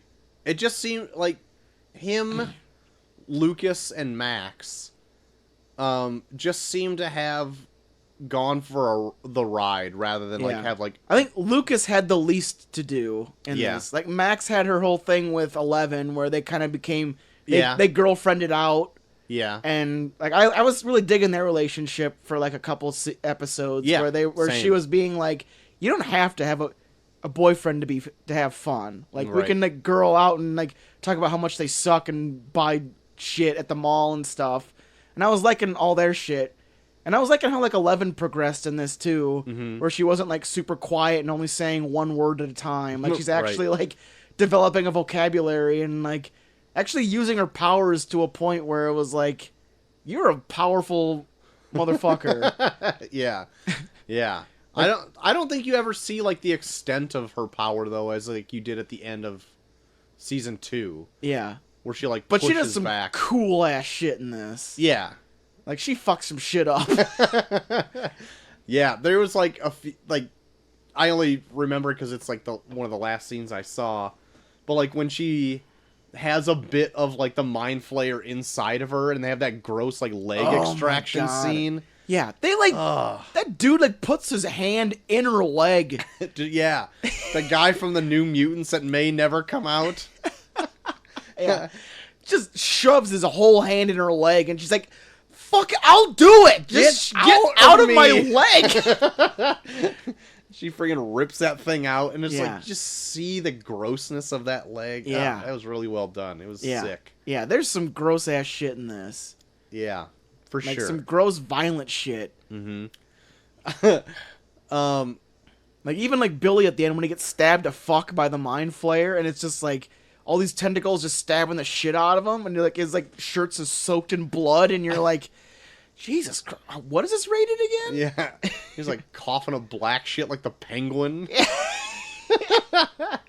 I liked Billy in this episode too, or in this season too. I really thought at the end of the first episode they were gonna barb him, and like he was gonna be dead. Yeah, because I fucking loved him right off the bat. Like as the first they did the whole opened. Fast Times at Ridgemont High. Like they did like the reverse sex thing where it was like, here he comes, like just like walking out, showing his like glistening muscles, like smoking a cigarette.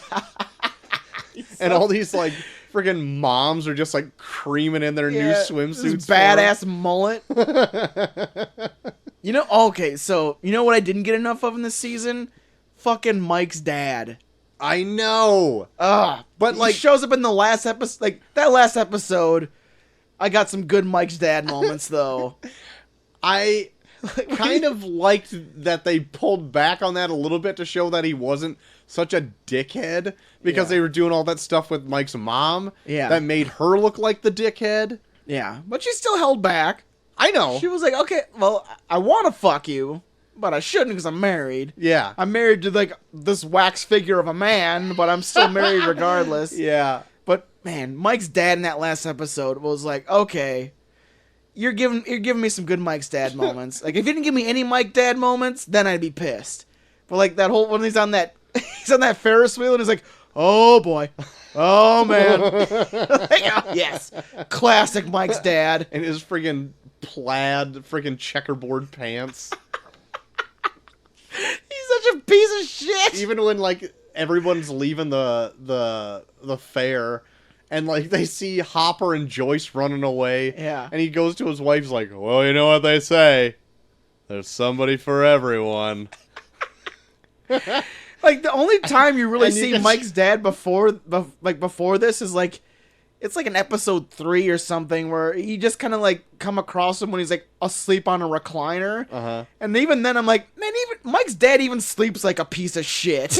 Like he's just like, in this season you're talking about. in this season, like he's just like in the recliner, just like looking like a fucking wax figure, just like, like. See, that's what I look like, but if I was in a recliner. So like that actually I thought was like really well done when I think that was still the first episode of this. Is it? I think because she is going out to go meet Billy. Yeah, she's trying to sneak out to meet Billy. And she looks over and like he's asleep in the chair with his daughter. Oh yeah. And it's like, oh damn, you were a piece of shit, lady. Like that sucks. And I thought that was like, that's what I really liked about the twist in that. Yeah. But then there are a few good Mike's dad moments. Not as good as the second season, for sure.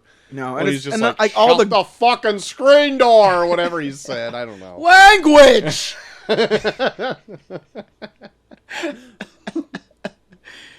But yeah.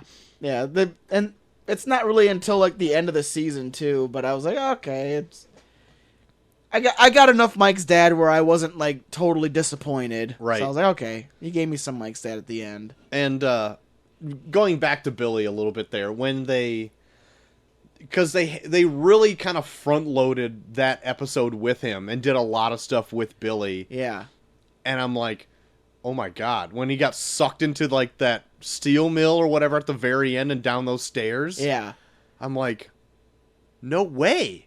They fucking killed. I wanted to see way more of this guy. Yeah. He's in it throughout the rest of the season. Yeah. But like, it actually had me going. Yeah. And like he's like one of the major threats throughout because he's kind of like this like Conduit almost. Yeah, this conduit for like the mind flayer. So, but it's like he has like this way about him where like he just seems like a psychopath Zac Efron. Yeah. Or it's just like Yeah. anytime you see him, you're like, oh shit, get away. Like he just has like this like look on his face where like he's about ready to fuck you up every time he sees you. Right.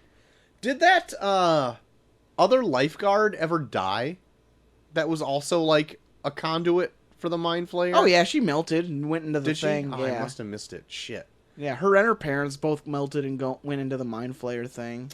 Must have been getting Because the only one that got left behind was Billy, because he was kind of like the man on the ground that was kind of trying to round them all up so the mind flayer could kill him. could absorb them. Could Yeah. absorb all ththese people. Yeah. Well, like I like the main thing, like the mind flayer's main plan was like I just want 11 because that chick can do shit. Yeah. Yeah. That chick can do shit, and she can also kill me. I want her dead. Yeah. Or not even want her dead. It's like I just want her to be a part of me so I can do cool shit. So anyway, I'm glad to see that Billy didn't die. Yeah. Even though, like, it's too bad that he did die at the end of the season, because Yeah. I loved him. Yeah. And even when he was introduced in season 2, I'm like, this is such a great character. Yeah.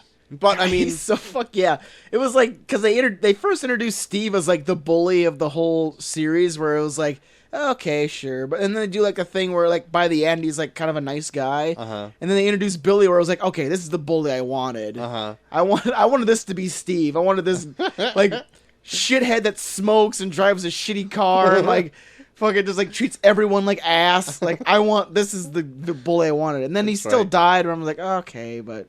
Yeah, I loved Billy. So did I. God. But, like, he doesn't have that much more of an arc. Like, I don't want to see everybody redeemed in this. You know what I mean? Yeah.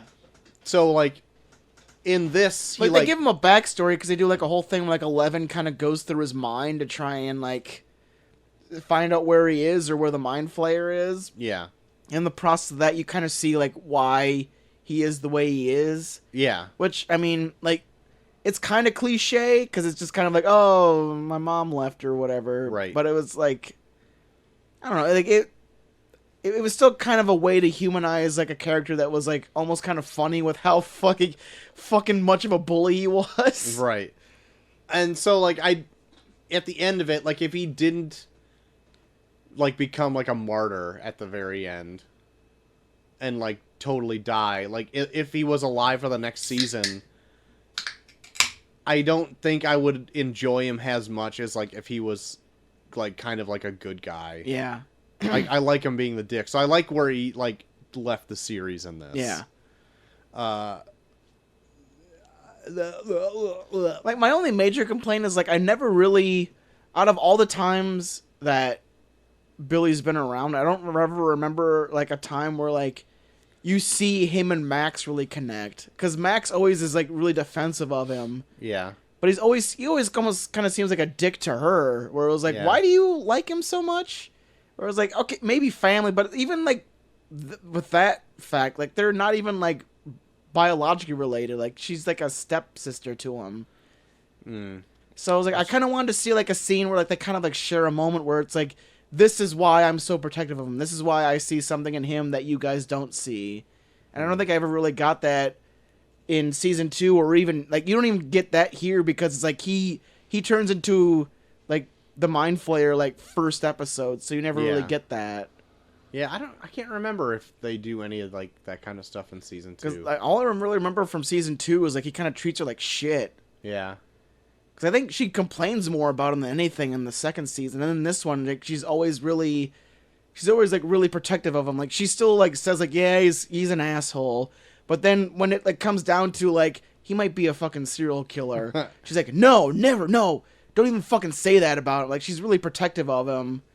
Where it was like I kind of wanted to see something where it's like this is why you see something in him that everyone else doesn't. Mm. I don't think I ever really got that. Mm. Let's see that.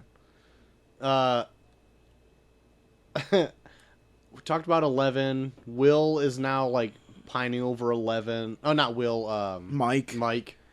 Yeah. There's that. What do you think about like the Hopper and Joyce stuff? It was fine. I think like Hopper and Joyce's stuff was kind of more comedic than anything. Mm-hmm. Like especially when they get Alexi involved and they like meet up with Brett Gelman. Yep. Like all their stuff is pretty fun. Like I just fucking love Hopper. Same. He's just like this is like as like Alexi calls him, like he's like Fat Rambo. He definitely goes more Fat Rambo in this than he does in like previous seasons. Yeah. Where he goes like a one-man army type thing. Yeah. But even though he's like not even great at it, because like Yeah. Discount Terminator whoops his ass like Oh my all god, fucking I love season. Discount Terminator. So do I. I thought there was gonna be an actual reveal in this That he where was a he is a robot? Terminator, like a robot.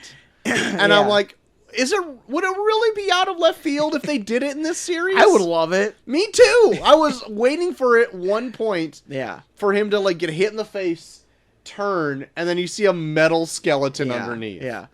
Dude, that's another violent when he fucking throws him in that fucking machine Oh, and he yeah. turns into fucking salsa. You're like, Jesus Christ. I know. They go hog wild in this fucking season. Like they do not shy away from showing gore. Yeah.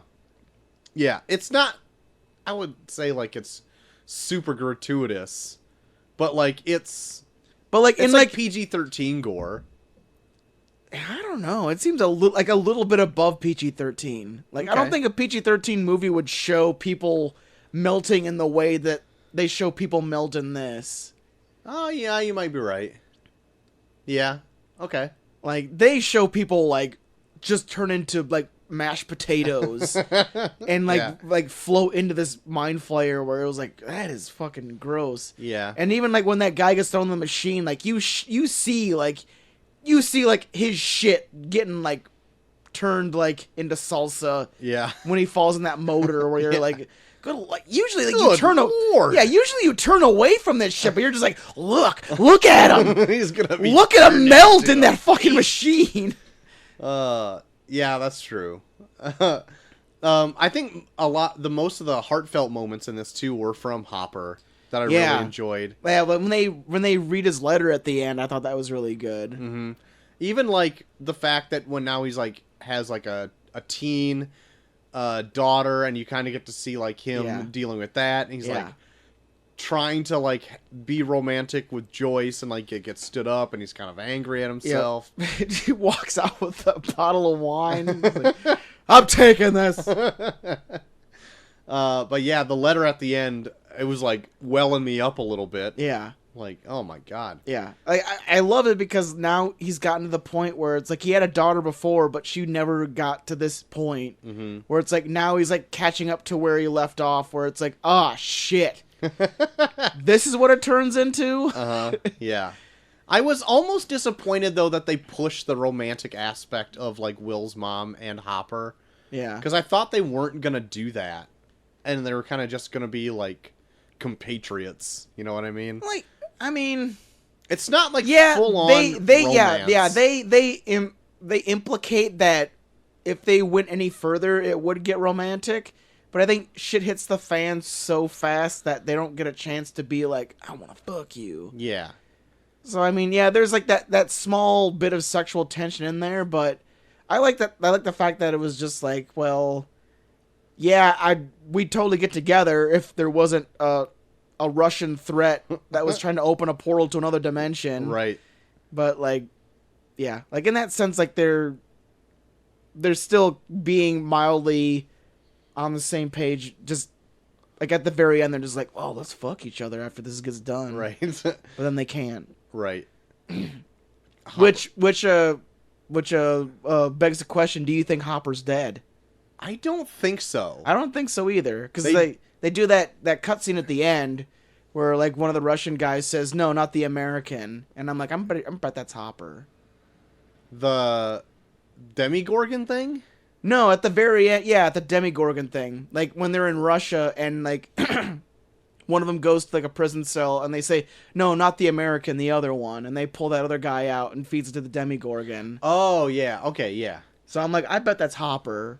Okay. Like either like some Russian guys came in and like snatched him in some way, or like it like transported him to like Russia or something. Well, he in was some way. wearing like Russian clothes. Yeah. So like he could have been like arrested and like unconscious or whatever. But then like again, like the people, even like the Americans that went in there would have known him from previous seasons. I don't know. No. Well, it took like the cutscene took place in Russia. No, I know that, but like post the explosion in that underground facility, the cleanup crew comes in, led by Paul Reiser. Yeah. He would have met him in the previous season. Yeah. So he would have known, even if he was in disguise as that Soviet soldier, that he wasn't actually But I was like him. thinking like whatever happened when like Joyce turned that key, either like maybe like he fell out of like range where like some Russians like grabbed him before he got in contact with it, or like I don't know, something happened where like maybe Well, he got did fall into it. Yeah, that's true. I don't know. Well, maybe they'll explain it in some way, but I think Hopper's still alive. Me too, and I hope he is. Yeah, because that would be a total bummer if he's he's such a like he's even like in situations where it's like really super serious, like he's super serious. Yeah, he's like still he still is like this comic relief where he just has like a voice about him where it's like, what are you saying? He plays off well against like an he's authoritative with like the kids who like rambunctious and do whatever they want kind of thing. I really enjoy that. Yeah. I was also kind of hoping at the end like they would just kind of like zoom in on his face and be like, by the way, this whole series, it's a Tide ad. It just like throws his like blood-stained shirt in like the wash and then throws Tide in it. Oh my god, I forgot all about those. Those are so good.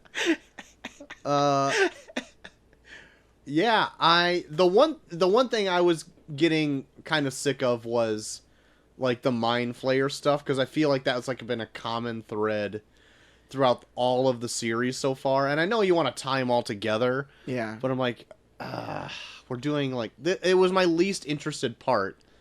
Yeah, but I feel like the Mind Flayer stuff for me in this season, like this is the season where it came to the forefront. Like I feel like there was other dangers in the other two seasons that I don't think were as dangerous that they put in the forefront, with like the Mind Flayer kind of being like in the background, being like fucking with Will or something.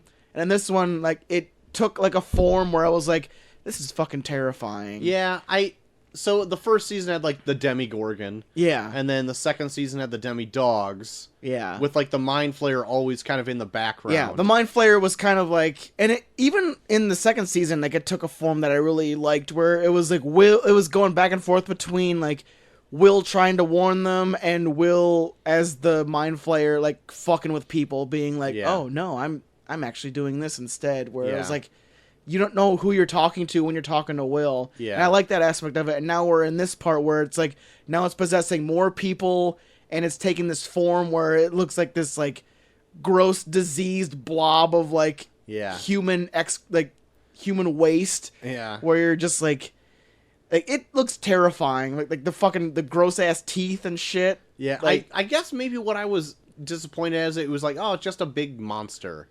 I was like looking for maybe a little something more cerebral, I guess. Yeah, but like it's a big monster, but like the aspects of it are so terrifying. Like like possessing people, and then when melting people, and then like becoming this giant monster at the end. Like I was like, yeah, it feels like every monster thing you've seen, but I feel like it built itself up in different aspects up to like the very end, where it like became more and more terrifying the more you learned about it. Yeah. Sorry if I yawn. I was up early this morning. Well, I guess I'm boring. Whatever. Whatever. But the Russian stuff was fun. Alexei was really good. I didn't know what to make of him at first, and then the more, especially when they met Brett Gelman. Yeah, and in his defense, Cherry is way better than Strawberry. Cherry is fucking amazing. Anything with cherry in it's pretty good. Unless God. you get to like that medicinal cherry taste. Yeah. That's no good. Cherry ices are really good. I don't think I've had a cherry icy in forever. I had a black cherry icy at the last movie I went to at AMC. Oh my god. So good. My tongue was black as shit, but it was so good. I might have to do that the next movie I go to. It's good. Highly recommend. Black cherry icy. Not that shit strawberry icy. Yeah, fuck strawberry. Fuck strawberry. I don't think they have strawberry at the AMC. Probably not, because it sucks. Yeah, it's cherry. Cherry all the way, baby. Cherry or die. Cherry or die, motherfucker. But yeah, Alexei was really good in this. I really ended up liking him a lot, especially when they're at the fair and he's like loving American culture. I love capitalism. That was really fun. Brett Gilman, I totally forgot he was in this series at all. And then when they showed up at his door, and I'm like, wait a minute, I kind of remember this. And then Brett Gilman opens the door. I'm like, hell yes. Oh, dude, he's so good, too. Yeah. He's so fucking good. He is so good. Just like this fucking, like this fucking just paranoid conspiracy theorist. Like, fantastic. Yeah. One of my favorite parts is when Hopper used his phone to call, like, the underground like military or the secret military or whatever it was. Yeah, what the fuck was that about? It's like whatever Paul Reiser runs or whatever, like that secret sect that are doing what. I couldn't remember. I couldn't remember that either, but I got the gist of it. No, and I'm like, must be like that secret group of science or whatever that does stuff over here. Secret group of science. And then Brett Gelman's like, they will trace your call, get off the phone. And then Hopper's like, oh, my phone number is 362, blah, blah. And my address is this. And he's like, yo, I gotta fucking move. I love like the whole thing too when like Alexei escapes and just like he's stealing the car. He's like, you'll come back. And then like he starts driving and like Hopper's like, oh shit. And then he actually does drive back. Oh, that was good. Yep. It's all good. Yeah, other than those like little minor complaints, I had a lot of fun with this series again. Yeah. I like that they tightened it up a bit to 8 episodes. Yeah. That was super cool. Yeah, and like a lot of the episodes that I saw were like just like 41 minutes. Yeah. The last couple were a little bit longer, and the last episode was like an hour or 20 or something like that. But a lot of the episodes flew by really fast for me. Like from what I could tell, they flew by really fast. I was like, oh, that's it? Shit. Yeah. Well, the same. They had all these like characters to play with. Yeah. And they're all off doing their own thing. I felt like nothing ever really ran long. No. So they like, it's really a good paced show. Yeah, like once it felt like something was going on a little too long, they would just cut to someone else and they were doing something completely different where I was like, I like this. Yeah, and doing research on the show right before we started recording too, like they wanted to take a year off to make sure that this was pretty tight of a script because they just didn't want to do like another one to do one. Yeah. Even though I think they were contracted for 3, but whatever.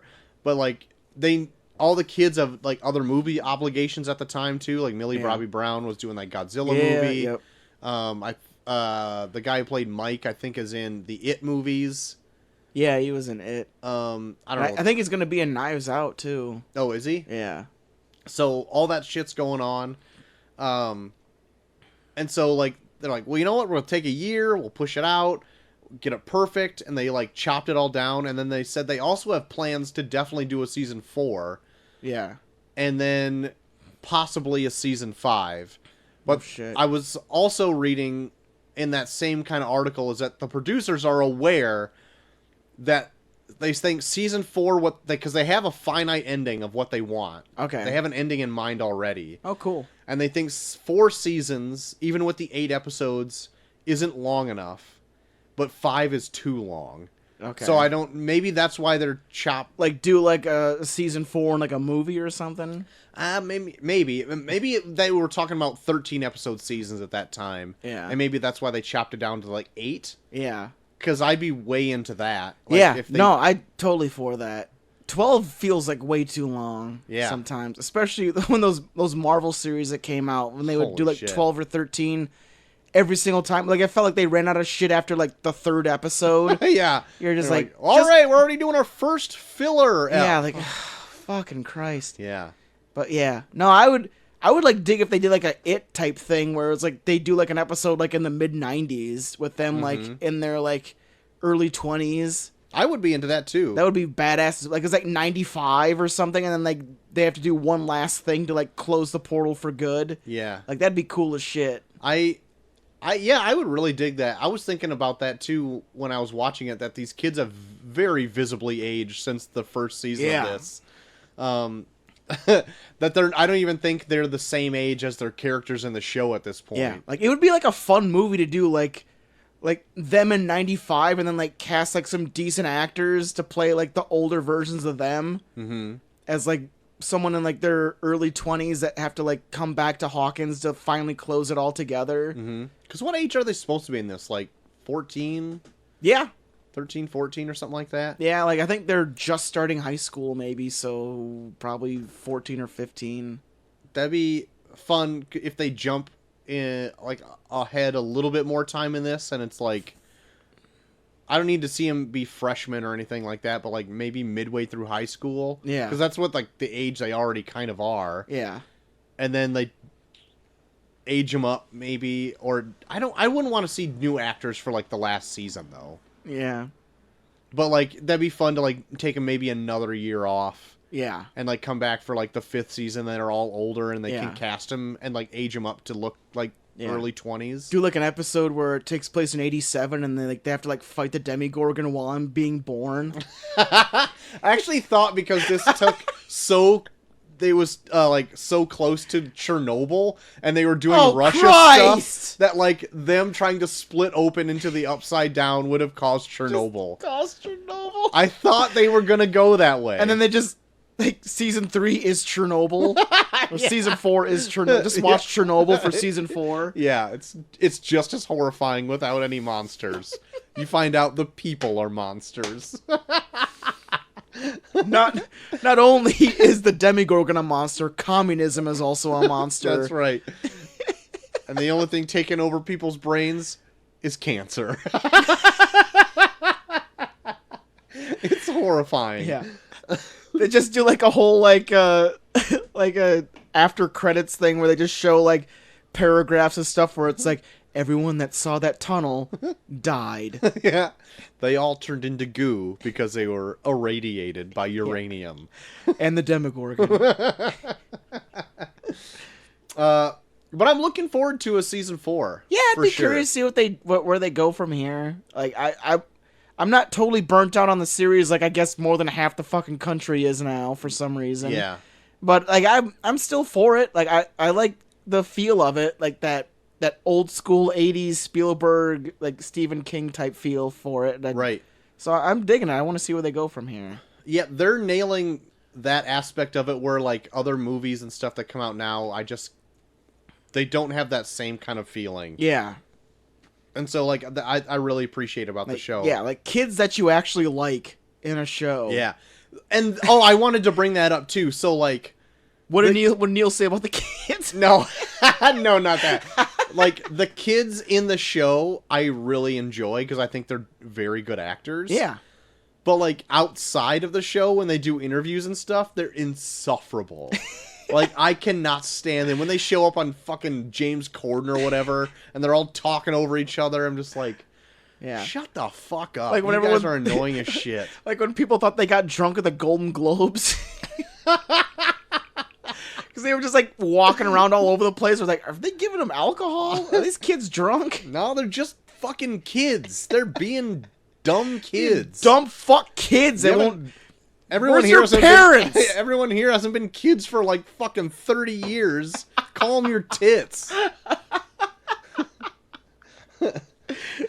Oh shit. God. But yeah, I really enjoy this show, and I don't wish it any harm yet. Like so far, it hasn't really let me down. So I'm into more of it. Yeah, like I by the end of like the season 2, I was kind of getting to the point where I was like, what more can they do with this whole Upside Down and like creatures coming from it? And now they found a way to like add Russians, which was kind of fun, and even add like another threat from the Upside Down that seemed even more terrifying than the other two. Mm-hmm. So yeah, I'm totally for it.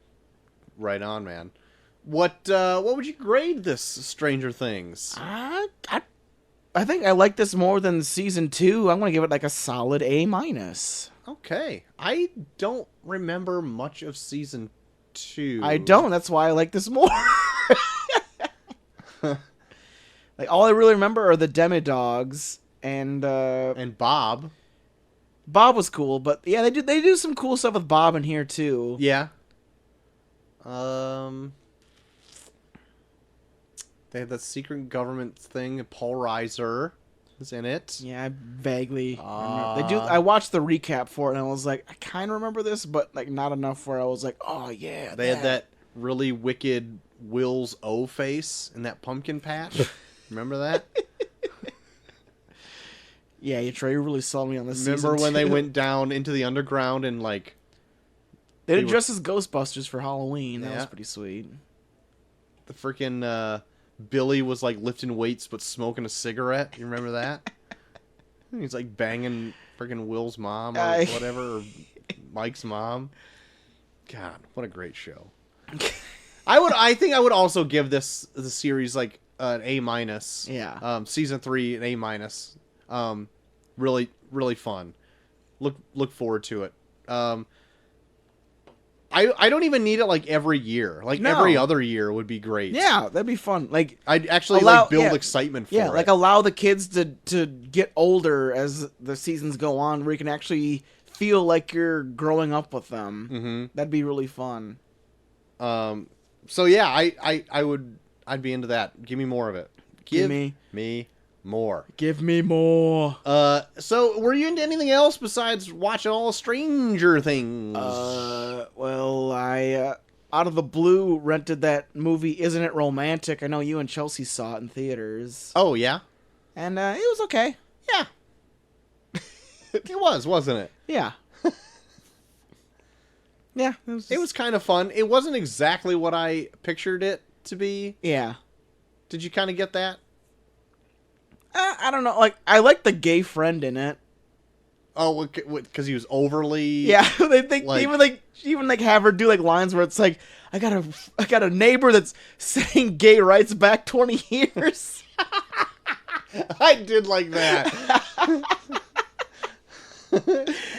Yeah, but no, I like how they pretty much talk about all the tropes in romantic comedies, which is totally true. Mm-hmm. And I don't know, I was digging like the message at the end where it was just like, you know what, fuck this, I just need to like me. Yeah. Which almost kind of contradicts itself at the end where it's like, but I still want to fuck you. Or I was like, okay, well, now you're just kind of like undercutting yourself. Or it was like, I just gotta learn to love me, but I still want to love this guy, so I want to just love this guy. Like, okay, fine, whatever you want. You got to be a romantic. At the end of the day, I guess you still need to be a romantic comedy. So yep, throw that romance in there. But they have a dance number at the end. Their dance numbers are pretty fun. Yeah, that karaoke one's pretty fun. Oh yeah, that was like one of my favorite scenes in the whole thing. Yeah, yeah. So I mean, all in all, in terms of romantic comedies, it was pretty fun.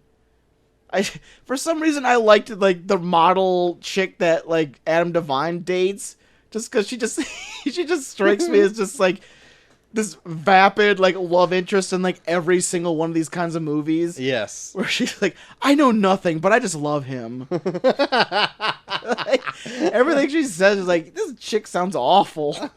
I know nothing, but I love him. It's pretty much what she says all the time. Oh, that's good. Like, they even get down to the point where it's like they're like all four of them are together, like her and Liam Hemsworth, and then like Adam Devine and his girlfriend, and they're just like, it seems like it's like she's like talking to like Liam Hemsworth and her, and it's like, it seems like you two should be together, and it's like, oh, you're silly.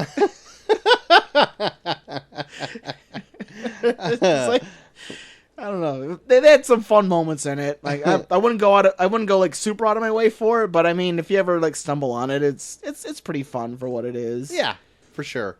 And HBO is like doing this thing where like they're putting out like true crime documentaries, like 3 of them in a row, like throughout the month of July. Okay. And their first one was called I Love You, Now Die. Uh-huh. Where it's about this case where this chick like convinced her boyfriend to kill himself via text message. Mm-hmm. And, like, it's, like, the whole trial after that.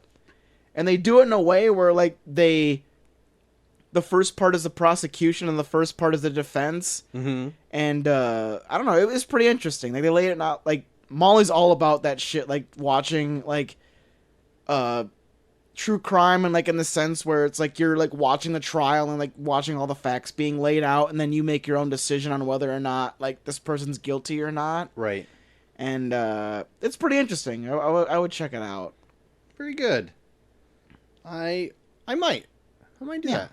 Yeah, like I think they're doing 3 of them throughout the course of July, and they put their first one out, which was this, and now I don't know what the other 2 are like encompassing, but like they're both involve like either people going missing or dying or something, and like the trial that's followed up by that.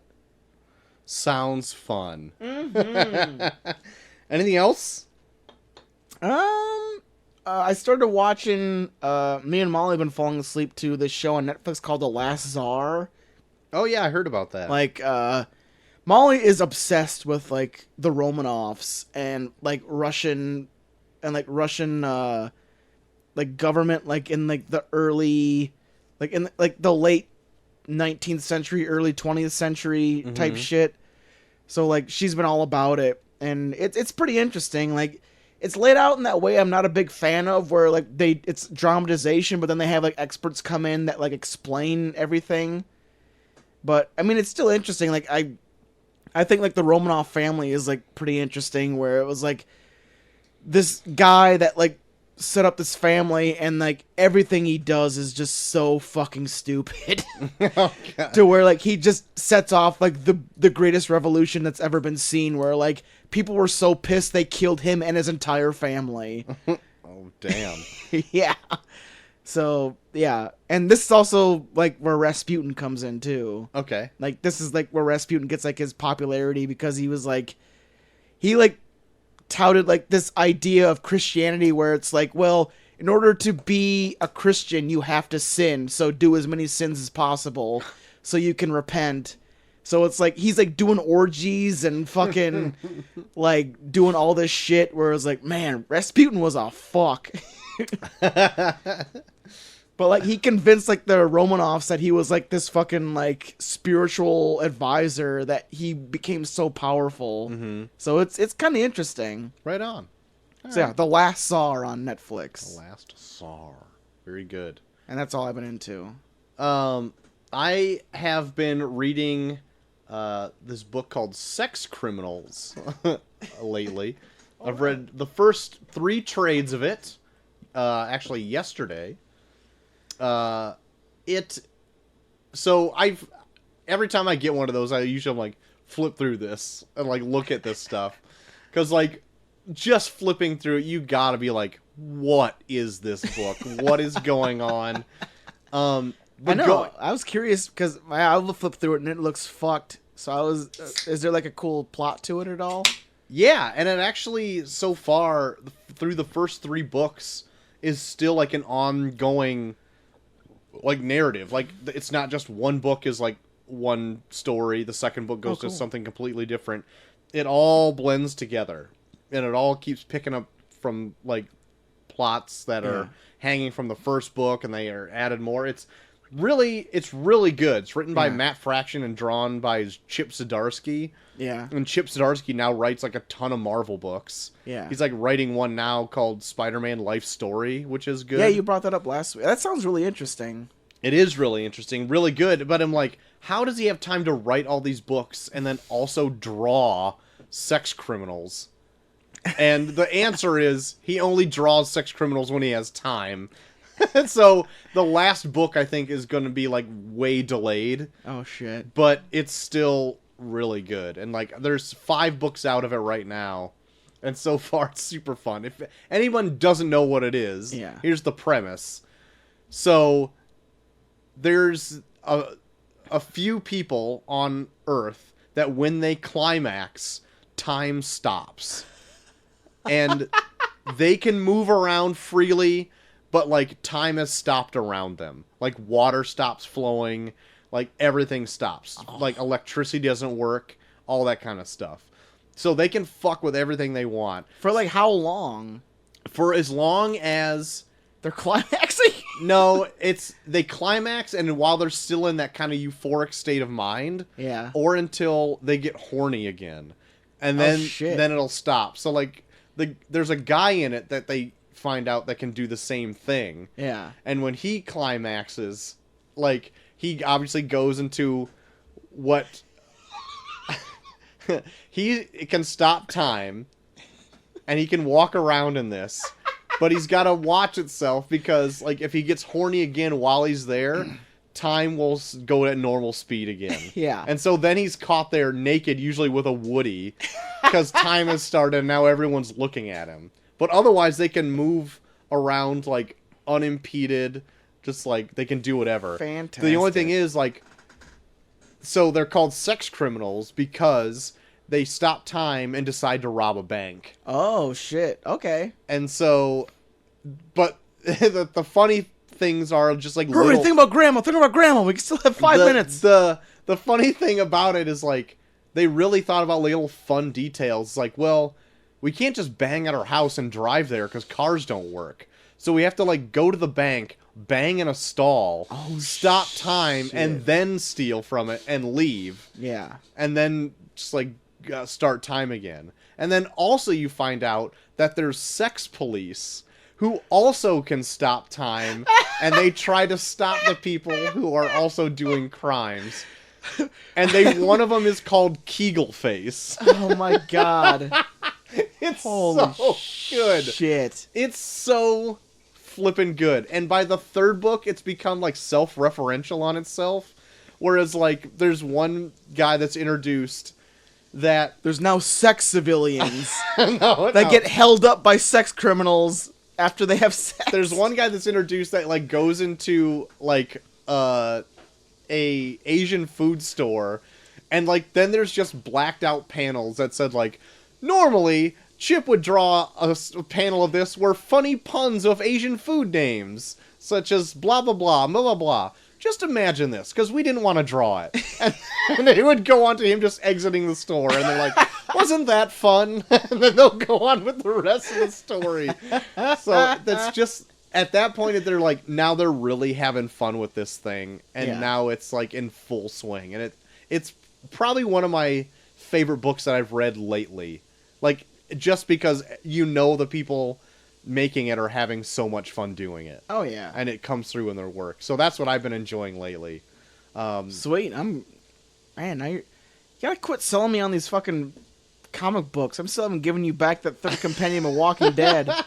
Well, me and Dave are doing a recording this Friday. Yeah. And so look out for a review of that coming out. And if it seems like something up your alley, check it out. I've got all 5 right down there. Oh, goddamn. So I'll let you borrow them.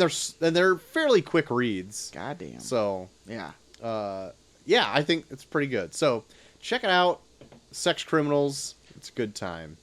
Yeah. That's all I've been into, though. All right. So, JT, if people want to talk about debauchery on the internet with you, where can they do so? Bring on that sex. Bucky for everyone on Twitter, also Bucky for everyone on Instagram, and Bucky for everyone on Snapchat. Troy! You can find me at Troy to the Max on Twitter. You find us both at Review Pod on Twitter as well. While you're there, why don't you vote for the tourney of random movies? Yes. We've got Smoking Aces versus Beasts of No Nation. I almost said Shoot 'em Up, and it's not. It's Smoking Aces. Oh my god.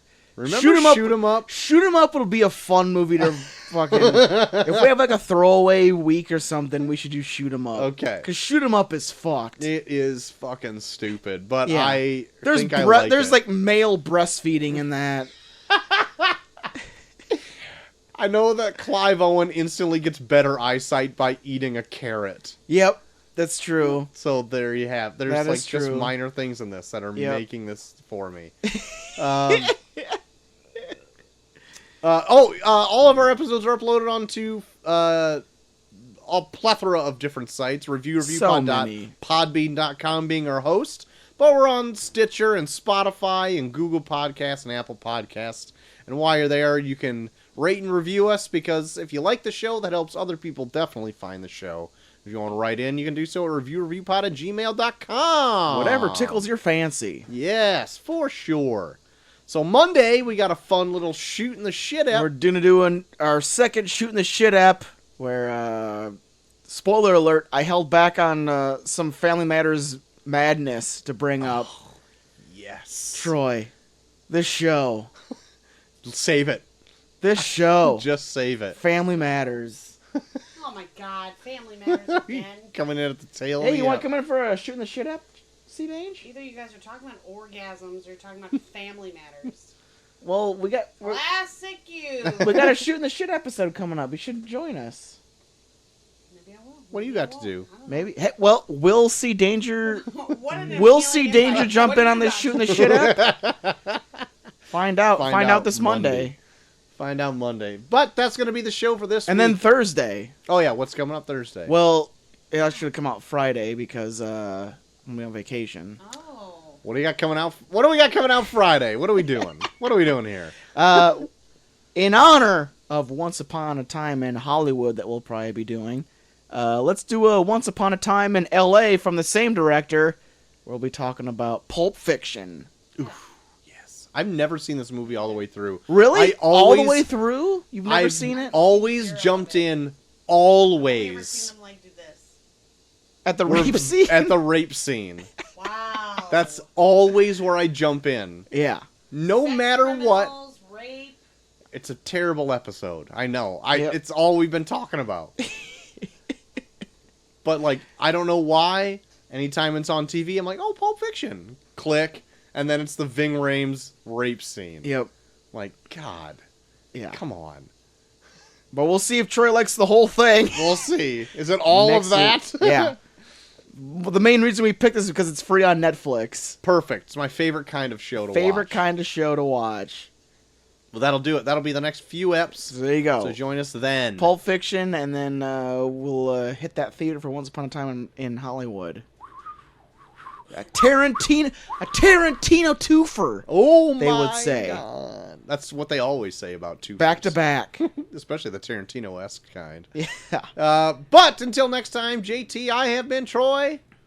To the max extreme. I am JT3K. And we're off.